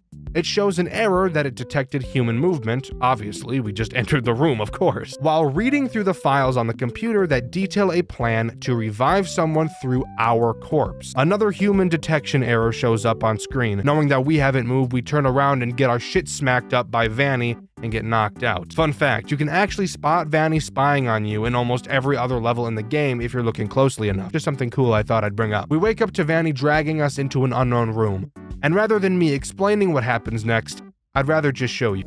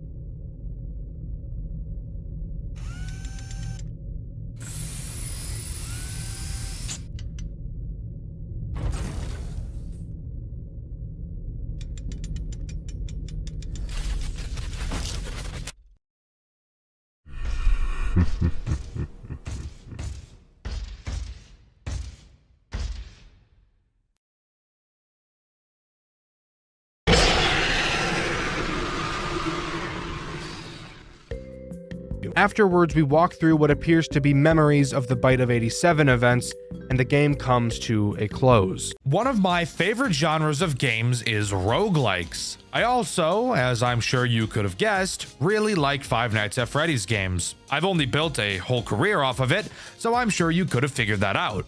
So I bet you can imagine my pleasant surprise when I was told that there was a Five Nights at Freddy's game that was also a roguelike. The moment I learned of this, I downloaded it as fast as I could and started filming videos because I just knew even before playing it that it was going to be getting a Dexter White video, and here we are now.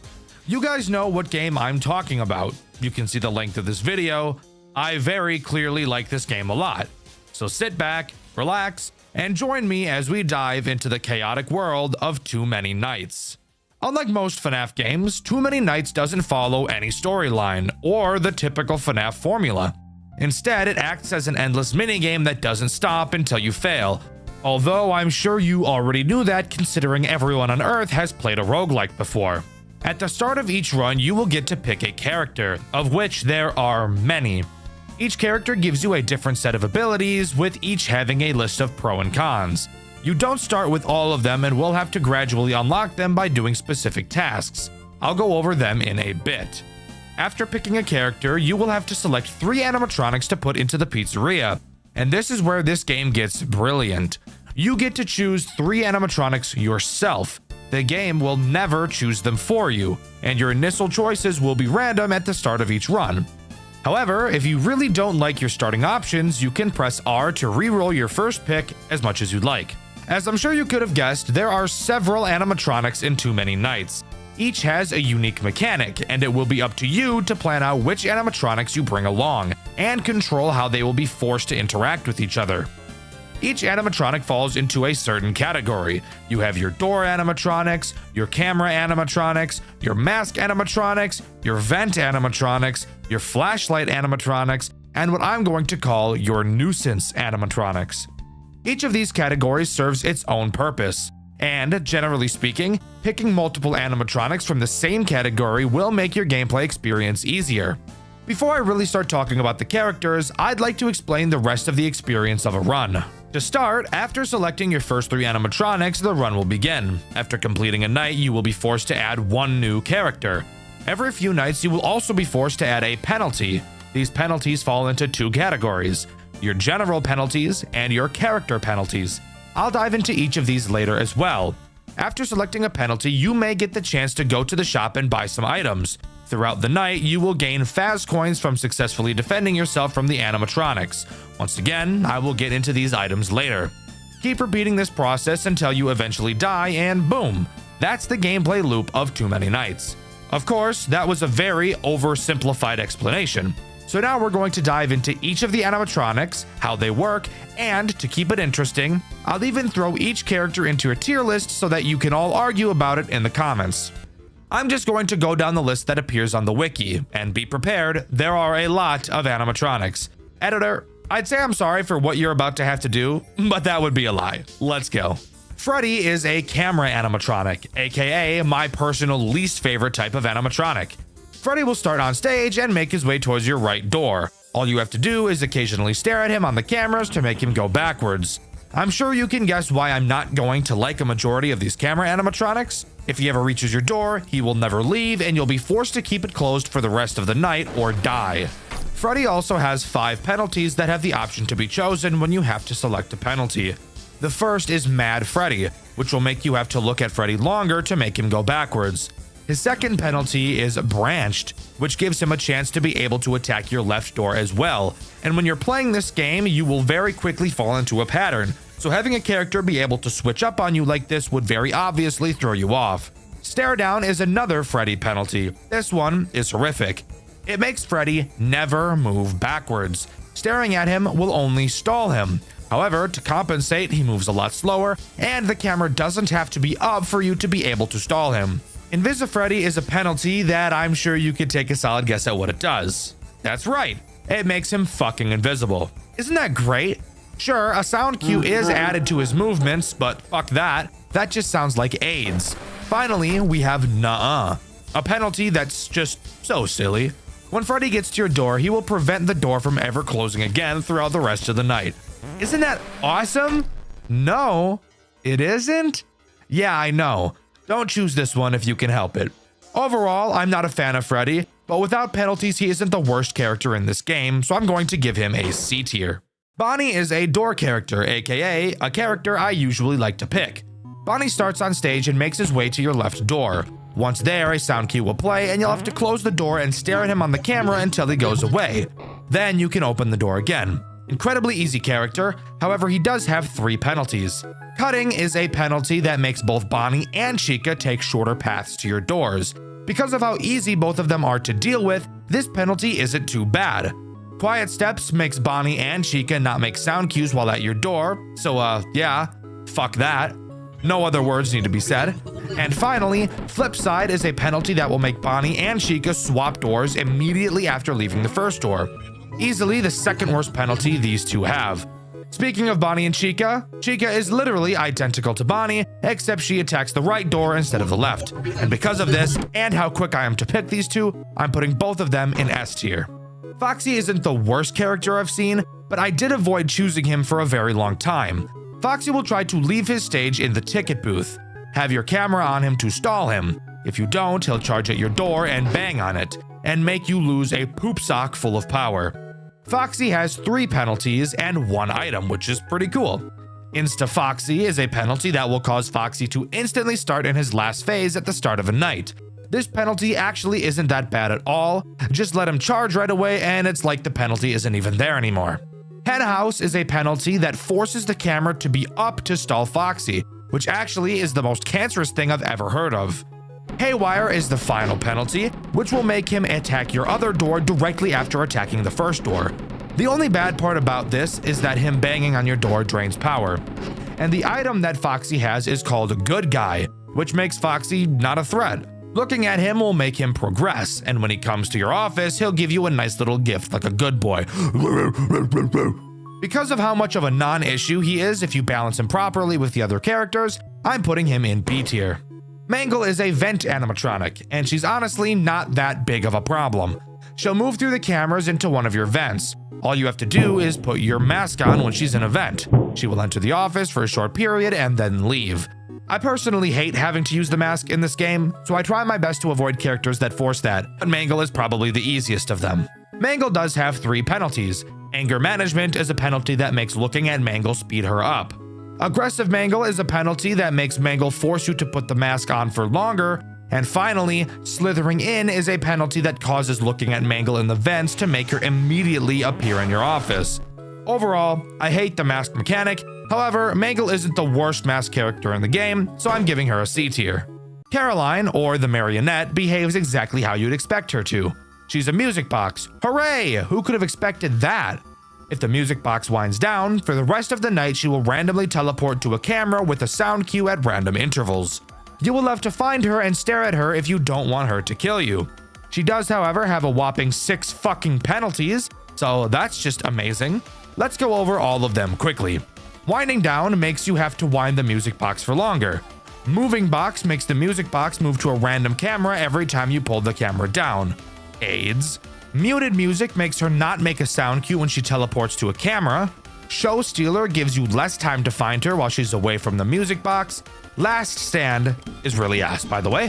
When it turns 6 a.m., Caroline will teleport to a random camera, and the night will only end once you find her. Dude, there's nothing I can do about that. I can't do anything about that. That's just fucking cooked, bro. I can't do nothing about that. And finally, the worst penalty yet, Caroline Carousel, which will make her be away from the music box the entire night. Genuinely, never pick this penalty. Caroline is definitely annoying, but in all honesty, the music box is pretty forgiving until much later nights. So, because of this, I'm only putting her in D tier. Lizzie is the first non-FNAF canon character we'll be talking about. Fun fact, there are a lot of non-canon characters, but I think that's what adds to this game's charm. Lizzie herself isn't actually the threat. She spawns down bitty buds in your office while your camera is up. Simply hold your flashlight on them and they'll disappear. If there are too many, they'll call Lizzie and she will then kill you. Lizzie has 2 different penalties as well. Speedy Bud will make the bitty buds call Lizzie to your office faster, and Help Wanted will turn the brightly colored bitty buds into dark colored plush Lizzies, which are much harder to see in the very purple office. Lizzie is one of my favorite characters to see in my runs. I love flashlight characters, and I really love office characters. So because of this, I'm giving her S tier. BB is a bitch, but I'm sure you didn't need me to tell you that. And of course, they gave him the worst mechanic of all time. At random times, he will teleport to a random camera with a sound cue. Hello? You will have to find which camera he's on and hold the flashlight on him. Bye-bye. If that wasn't bad enough, his penalties make him even worse. Mute BB makes him not make a sound cue, which is actually just fucking torment. Don't pick this. I'm Moving will make him teleport to a second camera after you find him the first time. Little asshole. And Aggressive BB will force you to hold the light on him for longer. Literally, fuck that. I'm sure from the tone in my voice, you can tell I really don't like BB. So because of that, I'm obviously giving him an F tier. Sparky the dog is a camera character that makes me piss blood. He's in the storage room and has 4 phases he will move through before appearing in your office and forcing you to put the mask on for a decently long time. To prevent this, all you have to do is stare at him on the cameras, something I've already made clear I'm not a super huge fan of. He also has 3 penalties if your urine wasn't already red enough.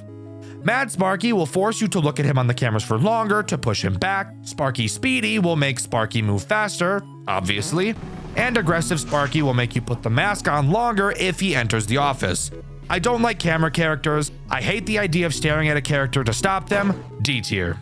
Percy Poodle, yes, from Playtime with Percy, is easily one of the best characters in the game. Being an office flashlight animatronic, all he does is have multiple phases in front of the big office window. He'll start pounding on the glass in his final phase, and you'll then have to hold the flashlight on him to make him go back. He also only has 2 penalties, and both of them really aren't that bad. Aggressive Percy will make him only go back to his last stage the first time you deal with him, but only the first time, so who cares?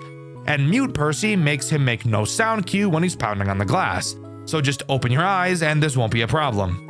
Percy is simple, Percy is always an easy pick, S tier. Rowan Rat, on the other hand, is actual fucking torment. At random times, he will appear in any of the 4 corners of the building. When you see him in one, shock him and he'll go away. You will also have the ability to use a radar to detect where he is and where he's going. Oh yeah, and you only have a certain number of shocks, so that's just terrible. He has 4 possible penalties, and all of them are worse than death. Aggressive Rowan gives you less time to shock him, no radar removes the fucking radar, making you constantly have to check all 4 corners yourself, less shocks obviously gives you less shocks as the name would suggest, and Invisi-Rowan makes him fucking invisible! Fuck that, never in a million years am I picking that shitty option. Rowan by himself isn't the worst, but if you get any of his penalties, which will happen eventually, he becomes a nightmare. So I'm putting him in D tier. Maple is almost a good character, but because it's not the only character you'll be up against, it's hard to find it as an attractive pick. At the beginning of each night, it will require you to collect a certain amount of plushies. This number increases with its AI value.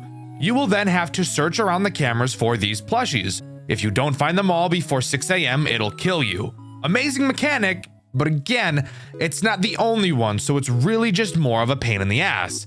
It does have 3 penalties. What are those? Well, Early Killer will have it check if you have the plushies at 5 AM rather than 6. Hidden Counter will literally just make it not tell you how many plushies you need to find, which is bullshit. And Restock will add a timer to how fast you need to find the plushies. If you don't find them in time, it'll re-hide all the plushies again, forcing you to find them all in pretty much one go. Again, it's not the worst, but can easily get out of control on later nights when you start to only focus on certain cameras while it has the large plushie counter. So I'm going to give it a C tier. Noelle is another very interesting character that easily has the chance to be forgotten about. When you start the night, a pair of scissors will appear on a random camera. At complete random, Noelle can appear in the office with a sound cue.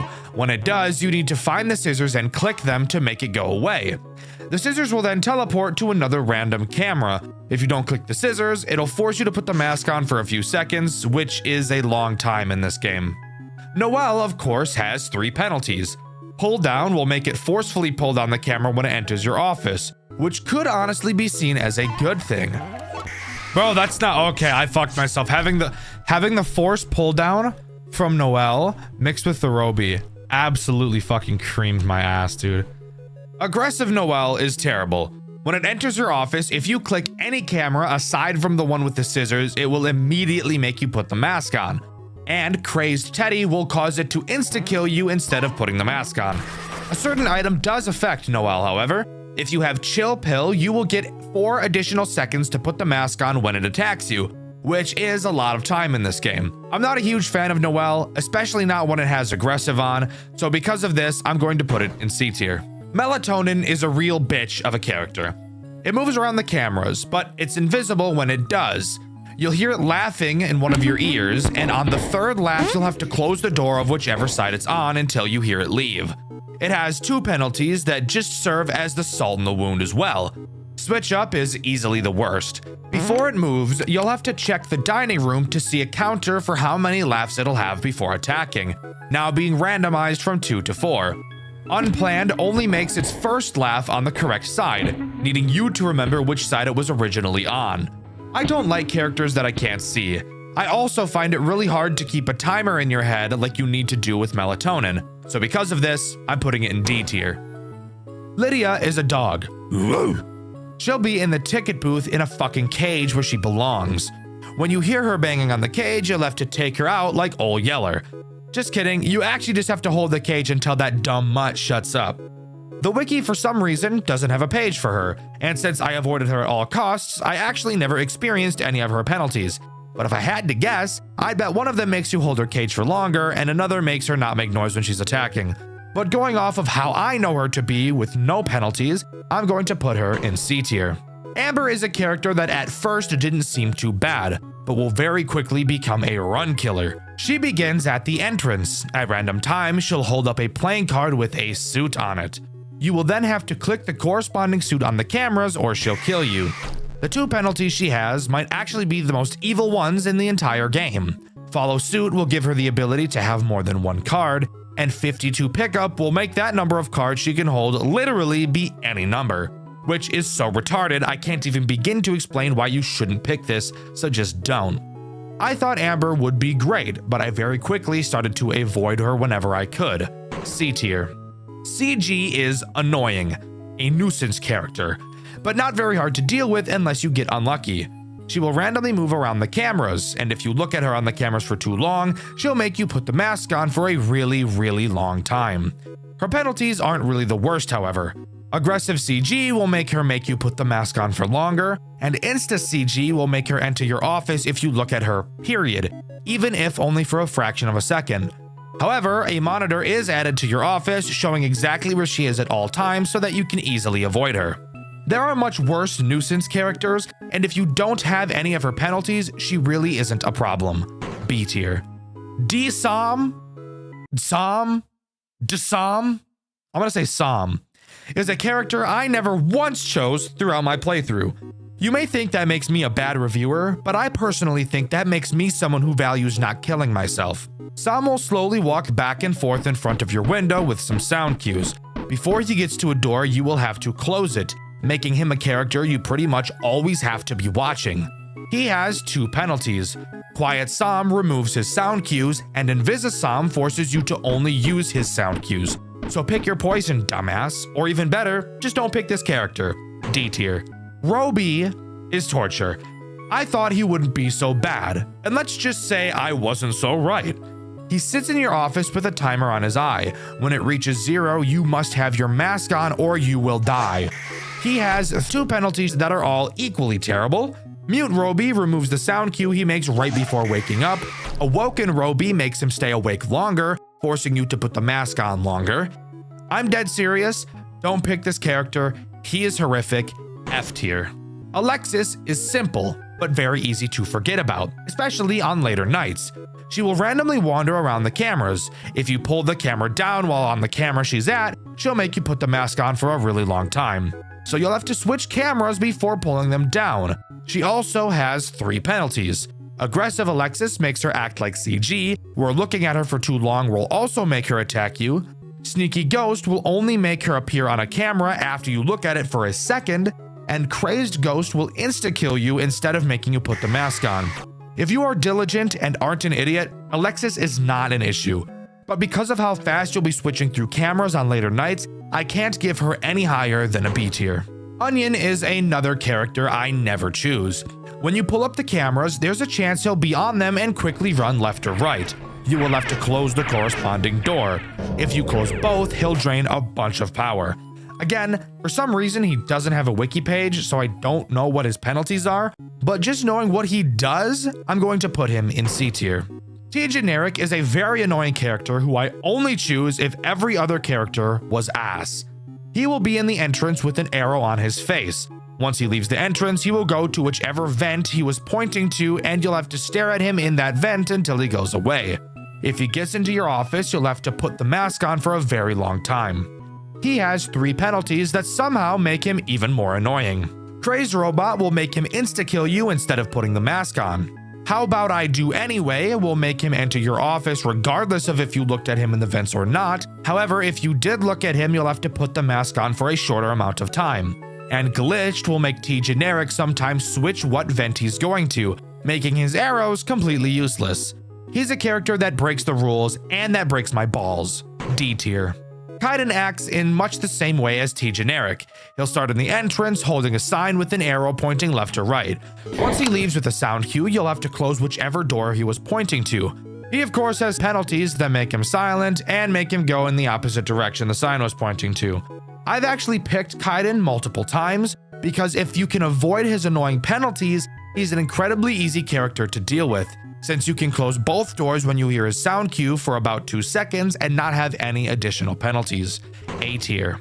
The ink monstrosity is always an immediate pick for me. It starts in your office on the ceiling and slowly creeps down. Hold your flashlight on it to force it back up. The best part is it'll basically teleport all the way back up when you flash the light on him, but that's where his penalties come into play. Stubborn will make you have to hold your light on him, removing the loveliness of this character, but overall still isn't too bad. Head Start will make the ink monstrosity start halfway down in your office and won't be able to go all the way back up to the top. Easily the worst penalty this character has. I love this character, always an immediate choice for me. S tier. Robo Popcakes is a character I initially avoided, but eventually grew to really like picking. At random, he'll spawn on your cameras. Not a specific one, he'll just be an overlay. You will have to match up 2 patterns using the arrows on the overlay, and once you do, he'll disappear. If you don't do it in time, you'll die. This character is always one I liked choosing because of how likely I am to pick characters like Bonnie and Chica, because while I stare at them on the cameras, I can deal with RoboCake, killing 2 birds with 1 stone. He has 2 penalties. X = X minus 2 gives you 2 less seconds to align his face, and pop time will only cause time to progress when you complete a Robo Popcakes attack. Overall, even with max penalties, Robo Popcakes isn't a terrible character. A tier.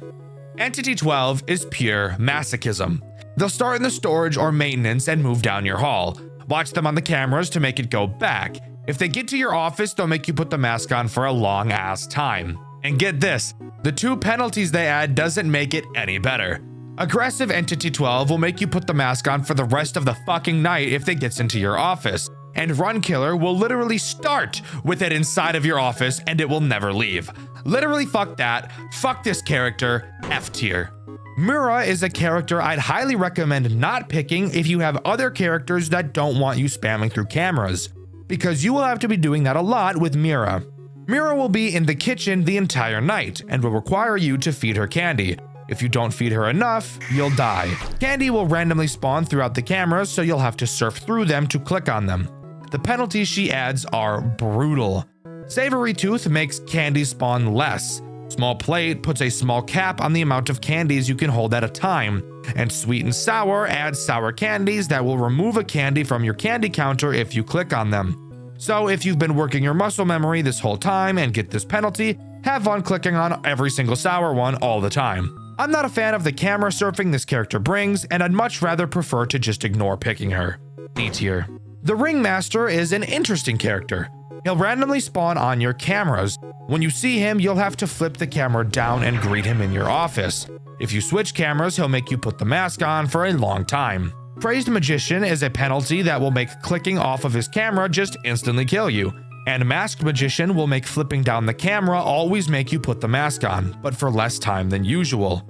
I don't love picking Ringmaster, but I will usually end up choosing him later in a run. B tier. The entity is someone who gives me AIDS. They will randomly spawn on your cameras in 3 locations, except only one of them is actually real. You'll be able to tell because the fakes will be more transparent. Again, for some reason their wiki isn't available, and I never actually chose any of their penalties, so I'm not totally sure what they are. But I hate find them on the camera characters. You guys know that. D tier. No VA is a character I only dealt with once, acting as probably the most nuisance characters of all the nuisance characters. No VA will randomly move around your cameras. You will have to avoid clicking on the camera it's on, or you'll have to put on the mask. On lower AI levels, the camera it's on will be marked with green, making it very easy to see. As the AI goes up, it'll get harder and harder, eventually becoming fucking invisible. And let me tell you, the penalties make it even worse, as I'm sure you could have guessed. Malware makes clicking on no VA's camera kill you instantly. Spamware makes no VA on multiple cameras at a time, and adware creates an adware window on your cameras. If you don't close it fast enough, it will force you to look at no VA's camera. I actually think this character is really cool, and I think that its penalties are actually super interesting. Aside from malware, that one is AIDS. I still don't love picking this character though, because I hate mask characters. So because of this, I'm giving no VA C tier. Moldy is a character that is a really good pick for early game, but late game will easily become a character you will forget about. Whenever you pull down your camera, there's a chance he'll be in your office. If he is, you'll have to hold your light on him for a while, or you'll have to put the mask on. He has 2 penalties. Aggressive Moldy will make you have to shine your light on him for longer, and Crazed Mold will make pulling up the camera while he's in your room instantly kill you. Again, early game, he's amazing, but you will very quickly forget about him once more characters start to get added, so because of this, I'm giving him B tier. Rita Rabbit is thick, but that's not important. What is how she works. She sits on her fat ass in the arcade slowly attempting to leave. All you have to do is hold the flashlight on her to make her go away. Honestly, not that bad of a character if you pair her with other arcade characters, which there is a decent amount of. She has 2 penalties. Aggressive Rita will make you hold your flashlight on her longer, and Cheeky Rabbit will make her move faster the longer you're not looking at her camera. If you know how to stack her with other characters properly, Rita shouldn't be a problem even if you have her penalties. A tier. Coral is another character that I love seeing as an option to pick. Coral will randomly appear at either of your doors with no sound cue, so you'll have to make sure you're paying attention. Simply close the door he's at and he'll knock, letting you know he's left. He has 2 different penalties. Blinding will make you additionally hold the flashlight on him for a while, and making sure will force you to have your camera down while the door is closed in order for him to leave. I love this character, he's super easy to deal with, S tier. Shrimp is another character that just makes me giddy with joy whenever I see her. Shrimp will occasionally spawn some shrimp food in your office on either side. Whichever side it's on is the side you have to close the door of until the shrimp food disappears. The 2 penalties she adds are easily some of the best to deal with. Big Shrimpin' is a penalty that will cause the shrimp food to have the chance to be really big. If it's really big, you just have to close both doors. And Small Shrimpin' gives the food the chance to have the lid off. If it is, all you have to do is close the door to the opposite side of the food. Shrimp is incredibly easy to deal with, she's satisfying to deal with, and she doesn't use the fucking cameras, which I love. Easy S tier. Worm is the next character we have to talk about, and I avoided this guy like the plague. I was very scared of how it was going to work, so I never actually ended up using it. Worm will start in the dining room and go down your right hall and will stay there until you open the door. When you open the door, it'll crawl through your office. Avoid looking at it either by using the mask or looking at the cameras until it leaves. It also has 2 penalties.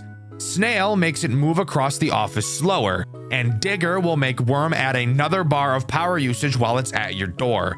Worm just seems like a character that would completely disrupt the flow of the night, and because of that, I'm putting it in D tier. Kyle and Bob are the 2 next assholes I want to talk about, and these guys are weird, and also really shitty and confusing, and I don't fully understand them. Kyle and Bob are 2 separate animatronics, but they work in tandem. Both of them are vent characters. If Kyle, the yellow one, enters your vent, you have to look at him on the camera or he will enter your office and make you use the mask. If Bob is in your vent, you can't look at him on the cameras or he'll enter your office and make you use the mask. The only problem is, I was never able to figure out how to tell which one entered the vent. At first, I thought maybe they'd alternate and I'd have to remember, but then during one run, Kyle attacked twice in a row. So I'm thinking there has to be something I'm misunderstanding about these 2. Of course, they each have 2 penalties. Crazed Sun makes them instantly kill you if they enter your office, and Eclipsed will make one of them invisible while the other is in the vent. I tried to like these guys, but because I'm retarded and can't fully figure them out, they were never for me. D tier. Magi is a pretty interesting character. He will consistently walk back and forth in front of your window. At random, he will make a sound cue letting you know he's about to attack. Come on, go, go. When he does, you have to close the door to the side he's on, leading to you needing to keep track and remember which side he's on at all times. This isn't too bad for someone like me who tries to be able to stay in the office as much as possible. Magi has 3 penalties. Reach around will change the way his sound cues work. If he says surprise or you won't see this one coming, you will then need to close the door to the opposite side he's on. This can be confusing for obvious reasons. Do It Myself is a penalty that will make Magi attack the opposite door whenever you deal with his puppet the first time. And Invisimagi makes him fucking invisible, as I'm sure you could have guessed. Magi is not my favorite, but I have no problem picking him later in the run when things are getting tight. B tier. Mallory, on the other hand, is torture. She stays in the ticket booth. At random, she will hold up any amount of fingers on one hand. You will then have to flash her with the flashlight that many times. If you flash her too many times or not enough, she will dash at your door 15 times. This is AIDS. And I can't even lie, 15 times? Why so many? Seems a bit overkill, don't you think? But let's talk about her penalties, which she has 3 of. Ambidextrous will make her be able to show you up to 8 fingers. DoorDash will make her charge 20 fucking times instead of 15, and DoorDash EX makes her charge your doors for the entire night. Easily one of the most bullshit characters when you have her penalties on, but if you can avoid choosing them, she's only really ass because her hand is conveniently behind the fucking camera map. D tier. Roy is one of the only camera animatronics I can actually stomach. He starts in the dining room and slowly makes his way to your office. You can lure him to a previous camera by holding your flashlight on them. Since he's a moth, he's attracted to the light. He only has 1 penalty, Aggressive Roy, which will just make you have to hold the light for longer to get him to move. Overall, very solid character, and not too annoying to handle until his AI value gets really high. A tier. Silly is kinda silly. Fuck, editor, cut that out. Silly is my favorite vent animatronic. He moves around the cameras, who gives a fuck? Eventually, he'll enter one of your vents. When he does, all you have to do is hold the flashlight on him before he enters your office and eats your butt. He also only has 1 penalty, Aggressive Silly, which makes you hold the flashlight on him for longer. Very simple character, he makes sound cues, I like sound cues, S tier. Next up, we've got Bop. She's an interesting, ADHD-riddled little fuck. When you pull down the camera, there's a chance she'll be standing in your window. She will then dash towards either of your doors. Simply close that door before she gets to it. She has 3 penalties. Layered Square will make Bop charge your doors multiple times. Bop Spawn will cause Bop to be able to spawn at your window even if the camera is down, and Force Down will make Bop force your camera down if it is up. A character that requires quick reaction time, and when more characters get added can be easily missed. E tier. Venus is a fucking plant. Oh, you want to know what they do? Sure, that's fair enough. Venus will sit in the kitchen the entire night like your mom in the middle of the night looking for more food, even though she ate 65% of dinner that night. Throughout the night, bunnies will spawn in your room and you'll have to click on them to collect them. You then feed these bunnies to Venus in the kitchen camera. Very fucked up, Venus. These bunnies are cute. Venus has a hefty 4 different penalties, actually being one of the highest in the game. Wabbit hunting will make the bunnies in your office jump around, making them harder to click. Except they're still not hard to click, so it's not that bad. Depopulation will make the bunnies spawn less frequently. Wanderer will make Venus randomly move around your cameras instead of camping the kitchen. And Mako will add Venus's friend Mako into your office. If you click on him, you'll die. Venus is very fun to play with. Their mechanic is satisfying, clicking on the bunnies is fun, and even most of their penalties aren't too bad. S tier. Cyrex is the next character we need to talk about, and I absolutely hate her. She starts in the ticket booth and slowly makes her way to your office. Before she gets to your office, you'll have to go to the ticket booth camera and call her to your office manually and then put the mask on. If she gets to your office by herself, I'm assuming you can guess what happens. And if you couldn't have already guessed, her penalties aren't much better.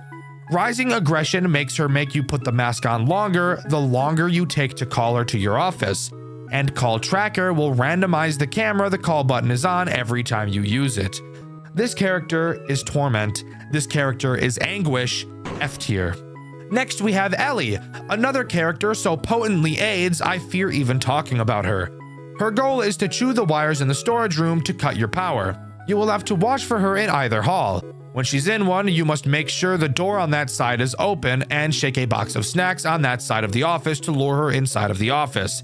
She will leave shortly thereafter. If your office door isn't open when you lure her, she will bang on the door and drain your power. She also has 3 penalties if this didn't already sound terrible enough.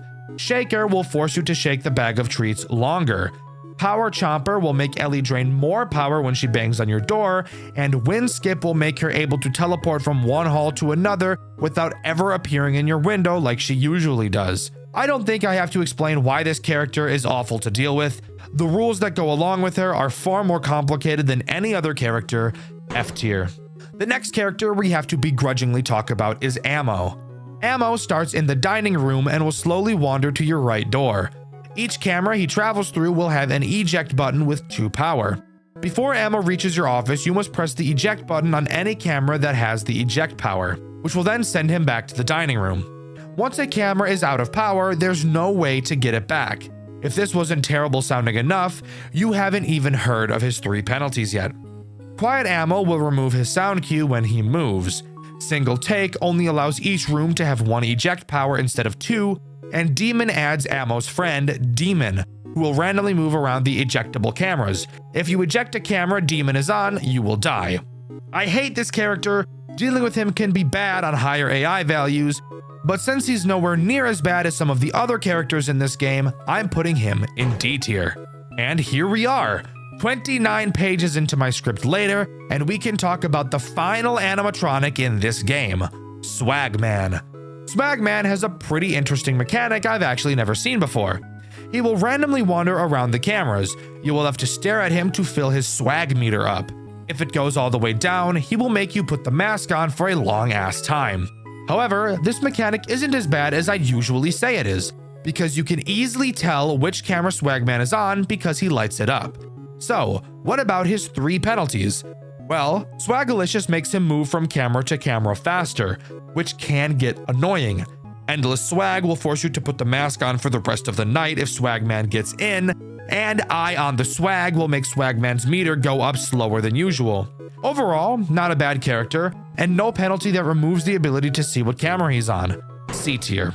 And there we go! That's every single character in Too Many Nights.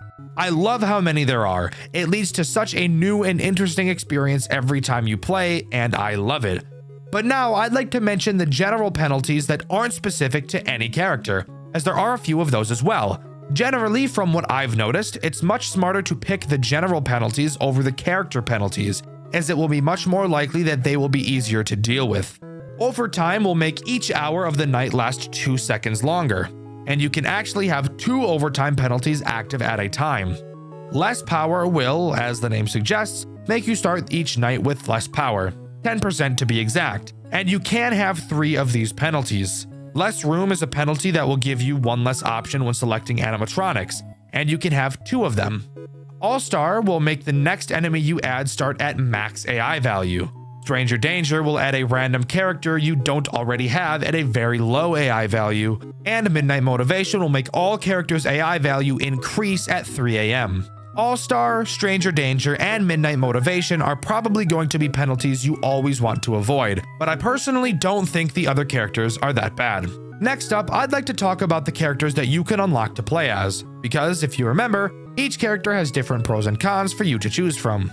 To start, each character has a different amount of lives they'll start you with. Getting jump scared by an animatronic will cause you to lose one of these lives, giving you multiple opportunities if you mess up. And of course, I'll be putting these guys on a tier list as well. The first character you will have by default is Michael. He gives you 3 hearts and has no abilities. He's as basic can get, really. D tier. You also, by default, have 3 other much more interesting characters. The first being Elizabeth. She gives you 4 hearts and forces the enemies to have their AI values increase slower. But as a con, you'll receive half the amount of coins you usually get. The low AI value honestly makes her pretty valuable, but of course, never being able to buy anything is never fun. C tier. Evan is the next auto-unlocked character. He gives you 3 hearts, makes all enemies start on a higher AI value, but to compensate, nets you 1.5x more coins, which will be nice for when we talk about shops later in the video.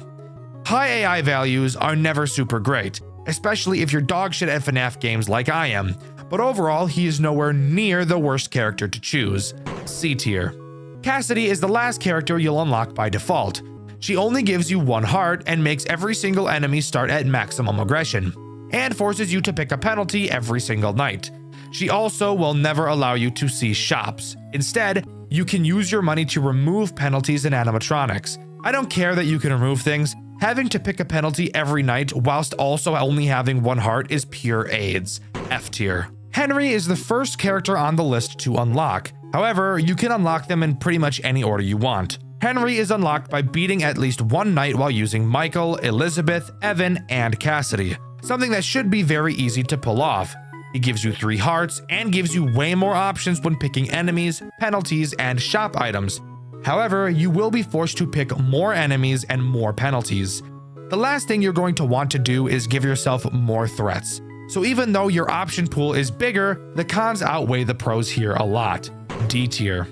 Gabriel can be unlocked by having 2 penalties active in a run that affect Freddy. He gives you 3 hearts, gives you a guaranteed shop every single night. But as a downside, each character comes with a few of their penalties already added. I'm sure you know what I'm going to say, and a lot of character-specific penalties are horrific.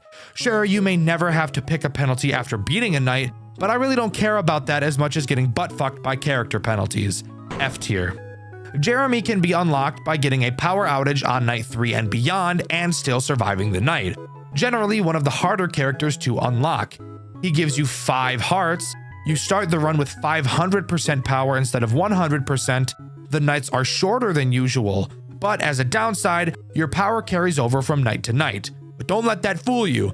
500% power is a lot of fucking power, and if you're good at enemy building, you can easily make that last a long time. And 5 hearts is a fuck ton. Easy A tier character. Susie will be unlocked if you die to Chica twice in a single night and then beat that night. She gives 3 hearts. Each enemy starts at max AI value, but you gain 1 life after you beat a night. Now, at first glance, this may sound really bad, but I actually had my second best run ever using Susie, and it's 100% because of that life gain. With characters always on max difficulty, there's no way for them to get harder, so you'll get used to them at their hardest difficulty pretty quickly. Sure, she's not the best, but she definitely isn't as bad as she sounds. B tier. Fritz is unlocked by having 100 or more coins at one time in a single run. He gives you 2 hearts, and your lives are attached to the number of coins you have. To be specific, for every 50 coins you have, that equals 1 heart. Overall, this character is more confusing than it will ever be useful, actively discouraging you from ever buying anything. You're better off just using Michael, as there's no real downside. D tier. Fitzgerald is unlocked by beating night 5 in a run whilst only picking the leftmost enemies and penalties. I actually struggled a bit unlocking this character, so what does he do? Well, you start with 3 hearts, and each enemy and penalty are randomized each night, meaning the 3 enemies you pick on night 1 will be different on night 2, and you can also pay to reroll, as well as getting a shop every single night. This character really just serves as what I'm going to call a challenge character. You would never actually want to bring this character into a legitimate run, and because of that, I'm giving him an F tier. Sally is easily the most unique character out of all of the normal ones, and I'll explain what normal means in a bit. You unlock her by beating a night with both Percy Poodle and Rowan Rat on max AI values. Sally introduces a brand new mechanic, that being the pup pal from Playtime with Percy.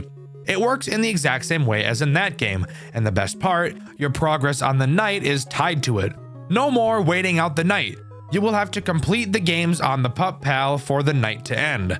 Again, this goes to serve as more of a challenge character than anything else, as playing Sally will by default make the game much, much harder. And because of this, I'm giving her F tier.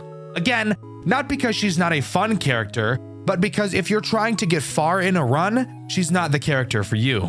And finally, we have the man himself, Scott Cawthon, who is unlocked by completing night 3 with every other character in the game. And of course, since he's the final character, he has the most interesting mechanic.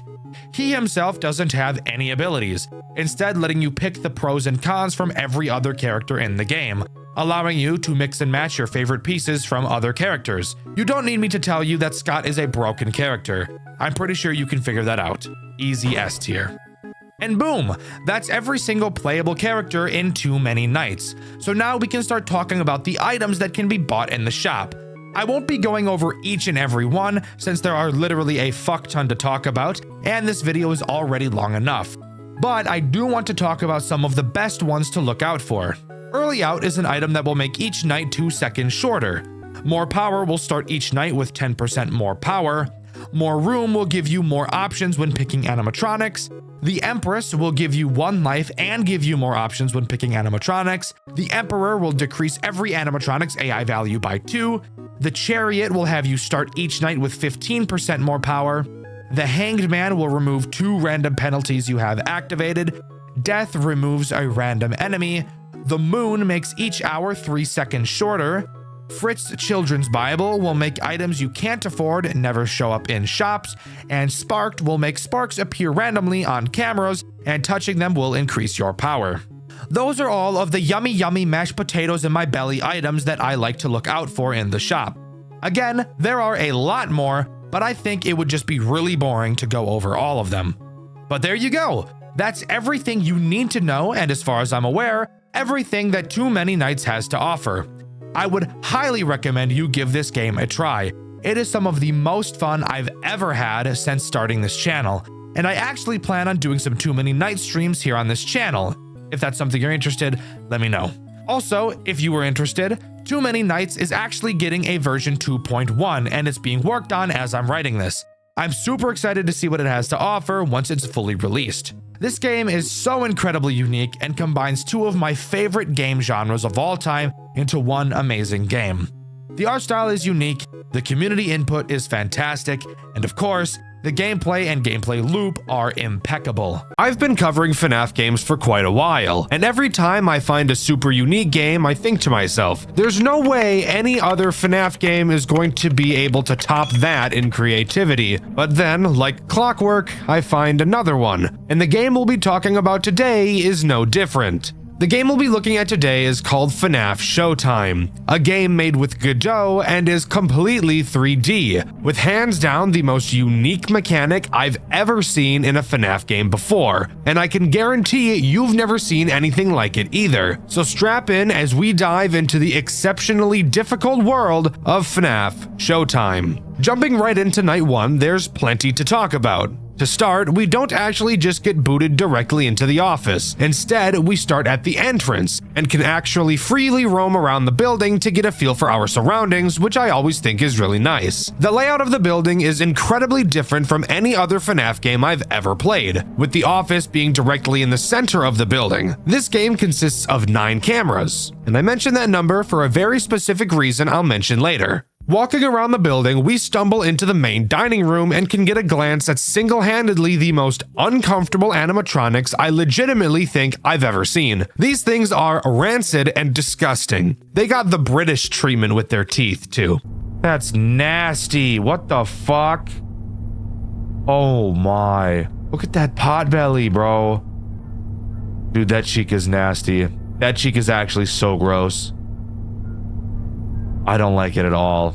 I don't think any kid would want to come to a restaurant with the characters looking like this. Anyways, moving to our office, we can talk about the tools we have at our disposal. And strap in because this might just be the most creative and horrifying FNAF game we've ever covered. In Showtime, you're stuck in the cameras once you start the night. You can never drop them, which means you can never close your doors. Not that that's an issue anyways, as both of the entrances to your office don't even have doors. This is where those 9 cameras I mentioned become super important. Your cameras are controlled by your keyboard, not your mouse, using the keys Q, W, E, A, S, D, Z, X, and C. If you take a look at the cameras, you'll be able to see which letter correlates to each camera. This is a system that took me very, very long to get used to, but it's actually super cool.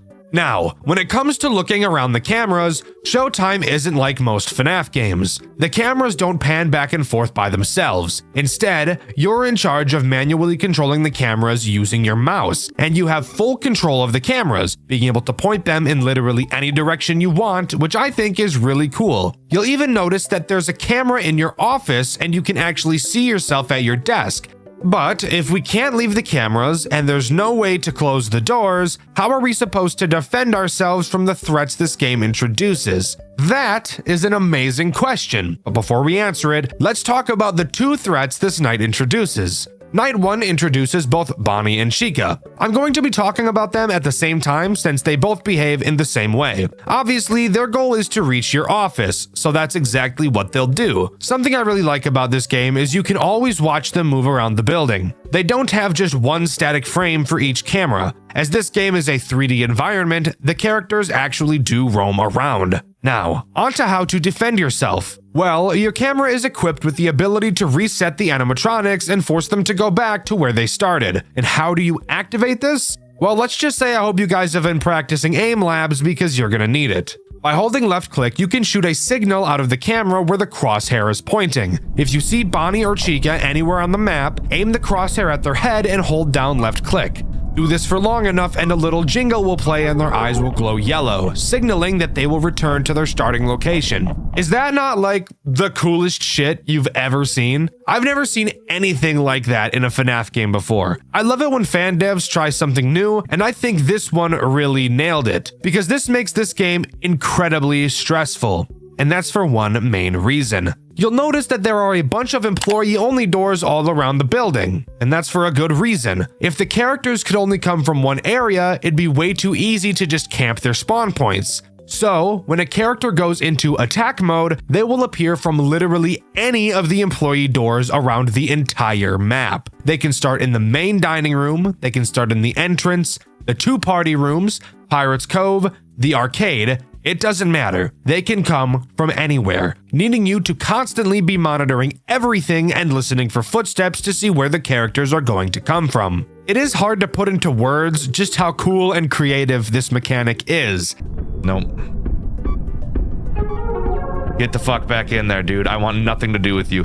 This is gonna be fun. This one's gonna be fun, dude. Holy shit. These characters move around a lot, so you will have to be tracking their heads constantly, which I personally think is really fun. And I think it's absolutely terrifying when you hear a character's footsteps, but you can't quite tell which room they're coming from. That mad dash looking around the cameras to try and find them in time really adds to the tension this game builds. Dude, where are they going? I cannot keep track of these guys for shit, dude. And it's only going to get crazier and more difficult as we continue. So let's move on to Night 2. Night 2 only adds one new threat to the game, and that threat is Foxy. Honestly, not that big of a deal when compared to the other characters and their bullshit. Foxy is very simple. He stays in Pirates Cove the entire game. He'll slowly move through different phases before charging at your office. Throughout the night, just make sure you're shooting him to reset his position, and he really shouldn't be an issue at all. No, where the challenge of this game comes into play is Bonnie and Chica, and the awkwardness of aiming and resetting them, as a lot of the time it feels very unresponsive. One of the strategies I came up with was at the start of the night, pointing all of the cameras at every possible place where the animatronics can come from. That way I can watch all 9 of them at once and see which characters come from which doors. And this would be the perfect strategy, except for 2 main problems. Let's start with the smaller issue. But don't get it twisted, it's still a pretty big issue. The characters move very quickly when they're walking. That by itself isn't a problem. What is a problem is the inconsistent amount of time it takes to send the characters back. Sometimes when you shoot them to reset, you only have to hold the mouse down for 3 seconds, and other times you have to hold it for upwards of 8 seconds. This massive inconsistency makes it very difficult to deal with the characters properly. But now onto the much bigger issue, which I admit is partially a skill issue on my end, but it also shows one of the game's flaws. An animatronic can be in a room. No shit. However, if you're looking at a character in a room from a camera that is not in the same room, you will not be able to reset them, even if you can clearly see them and have your crosshair directly on them. I think this is a problem. As mentioned earlier, it can take several seconds to send these characters back. And they're very fast, so they will be switching cameras frequently. And you'll have to match what cameras they're going to constantly, since you can't reset them from the room that the camera isn't in, even if you see them. The part where this is a skill issue is, I haven't been able to learn the map perfectly, to know off the top of my head how all of the rooms are attached. When you control the direction of each camera, and there's 9 of them, it will very quickly become incredibly disorienting to even figure out which area of the building you're in, let alone track 2 characters that are constantly walking around all the time. Again, this specific part is a skill issue for sure, but I do think my previous point is an actual problem. Hey, got my fucking aimbot on, bro. What the fuck? This is cheating. Bonnie's cheating. The fuck, where is he? Oh shit. Dude. Where the fuck is he? What the fuck? Dude, where the fuck was he? I could not find his ass. The fuck he go to, bitch? But with that out of the way, let's move on to night 3. Night 3 is actually a doozy, guys, I can't lie. While no new threat is introduced, an entire new mechanic is implemented that makes this game extraordinarily harder than you could ever imagine. What is that mechanic, you ask? Well, let me tell you, pretty much Satan. Now, at specific times throughout the night, all of the lights to the building will be turned off for at least 1 in-game hour, sometimes longer, making it incredibly fucking difficult to see anything. So difficult that through my playthrough, which you can see over on my second channel, Dexter Black, I actually had to change my graphics settings to make it easier for me to see, because there's no way in hell I would have completed this otherwise.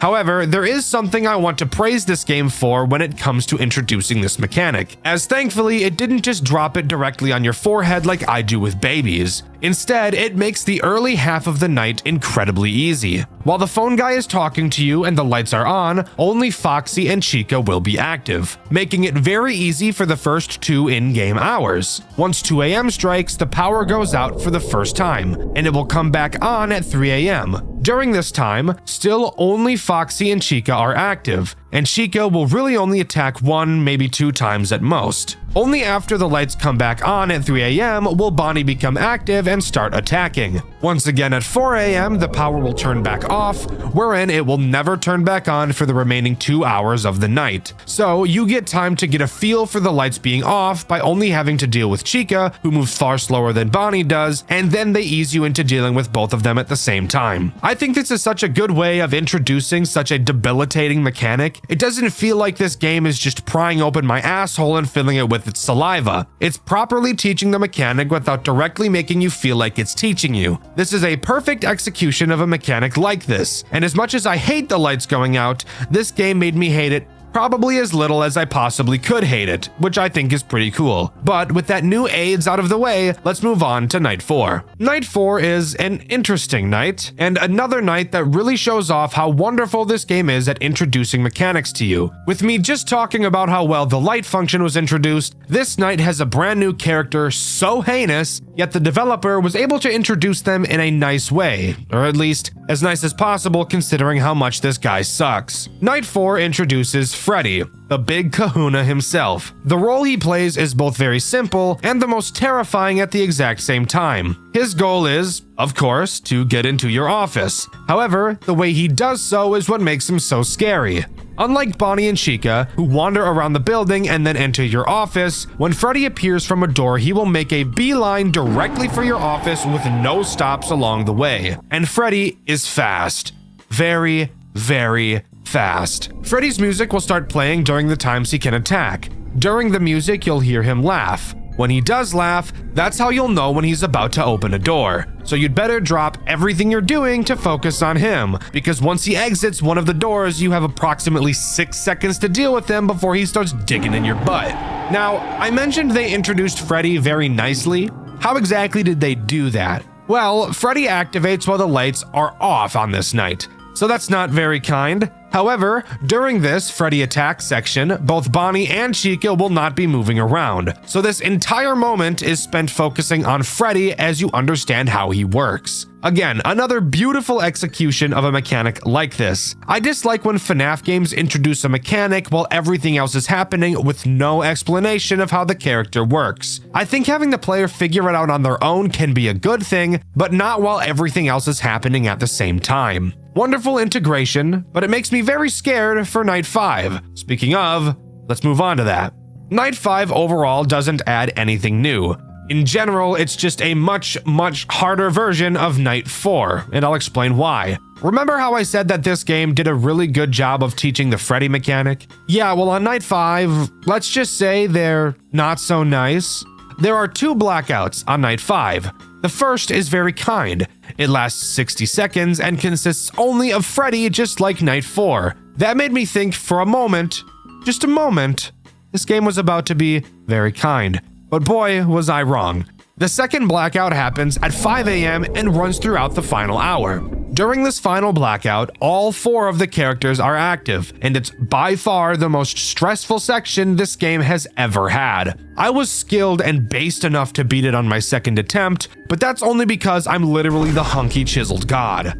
2 additional things to talk about on this night. The first is that it reveals another Freddy mechanic. That being, he can attack while the lights aren't out as well, except there is a big difference. Something you'll notice about Bonnie and Chica is that Bonnie is significantly faster than Chica is. During the lights out sections, Freddy will be Bonnie's speed, which is why he's so scary. But while the lights are on, Freddy will move at Chica's speed, still making him a big threat since he goes right for your office, but also makes him easier to deal with. The last thing I want to talk about before we continue is Golden Freddy. During my playthrough of Night 5, which you can see over on my second channel, Dexter Black, I actually had Golden Freddy appear. He appears in your office, and I didn't dare look at him with the office camera, but you can see I was looking at him through one of the party rooms. But with that, that's all Night 5 has to offer. I assumed there would be some form of cutscene after completing it, but no. I was not so lucky. Instead, we're just thrown right into Night 6, where I'm sure we'll have just a perfect happy-go-lucky time. So it turns out it wasn't actually a Night 6. Upon walking to your desk to start the night, you're greeted to the extra screen where you can play any of the previous nights again, do a custom night, a real-time night, and do 5 unique challenges. So as far as we're concerned, that's all FNAF Showtime has to offer. I'm just kidding. Of course we're going to talk about the challenge modes. So let's quickly go over the first and most boring one of them all, Blackout. As the name suggests, the entire night has the power out. So say hello to Usain Bolt Freddy pile driving your rear from the back for the entire night. Not a very interesting challenge mode, but definitely a challenge mode nonetheless. The next challenge is called Find the Cupcakes, my personal favorite challenge mode, and you'll never guess what it is we have to do on this night. Throughout the cameras, 10 cupcakes will be hidden. All you have to do is find each of them and reset them to collect them. The only threat active on this night is Chica, which makes sense since it is her cupcake, but I do feel it makes this challenge far too easy. I think having all the characters active but at lower AI values would make this challenge much more interesting. This next challenge we're going to talk about is very, very evil. Like, think of the most evil thing you could possibly imagine, right? Think about it. Think of its shadow, right? Start with like a shadow, just got like a shadow ball, and now mold that shadow. Put it between your fingers, let it slide like you're making some clay bowl in art class in 5th grade, right? Shape it into the most annoying, fucking terrifying piece of garbage you can possibly think of. Is the shadow you molded the shape of Balloon Boy? Because if it is, you guessed this challenge night perfectly. This challenge is called Camera Problems, and I bet you can take a perfect guess as to what that means. During this night, while all characters are active, Balloon Boy will occasionally, and very frequently I might add, cause one of the cameras to break. When he breaks a camera, he himself will be present in the room of that camera and you'll have to reset him. But how do you do that if you can't access the camera? Well, you'll have to find him in that room from another camera and reset him through that one. And Balloon Boy, we all know him, is just an asshole. Piece of shit, smelly ass, goofy ass, shitty ass, pissy ass, farty ass, sharty ass, stupid ass, dumb ass, bitch ass, dunce ass, fuck ass boy. This is an incredibly difficult challenge, and I love that a new character was created specifically for it. I think that's really cool. The next challenge is called Above and Below, and did something I would have never expected. All it does is add a brand new character alongside all of the other ones we've already been having to deal with, that character being Mangle, who is by far the most terrifying character of them all. You'll notice that above each employee door, you'll also find a vent. These vents are where Mangle comes from. And the challenge from Mangle comes from both her being on the ceiling and by being the fastest character in the entire game, even outspeeding Bonnie and Freddy. That's all this challenge is, but holy shit, Mangle is so fucking fast and it makes this challenge one of the hardest. But I still don't think it's quite harder than Balloon Boy's. The next challenge is called Divided Attention, and you'll be able to guess exactly what this night is going to offer the moment you load into it. That being the fact that you can hear a music box, and if you check the prize corner, you'll see a small music box on the counter.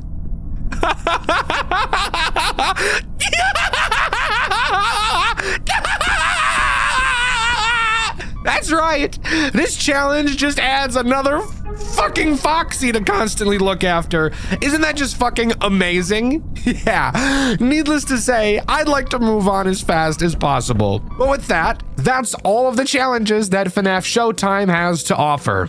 And overall, I think FNAF Showtime is an incredible game. Even though there are only 4 characters throughout the main night sections, this game proves to be one of the most difficult I've ever played. Learning how to track the characters and prioritizing them is exceptionally difficult, but it's so cool. But let me know what you think. Do you agree with me, or do you think this game is just too boring to be worth a Dexter White video? Let me know in the comments below. I asked you guys what got you into FNAF, and my favorite comment was everybody who said Markiplier, because that's exactly what got me into FNAF as well when I was just a little child. The question of this video is, what is your favorite mechanic from any FNAF fan game ever, and why? With the question of the video being asked, subscribe to the channel, I'd appreciate it a lot. Thank you to these 3 talented artists for your fan art. You can submit yours in the Discord link in the description. Thank you to all of my super fan channel members, you guys Boof, Riz, and Aura. I've been Dexter, and I'll see you guys in the next video.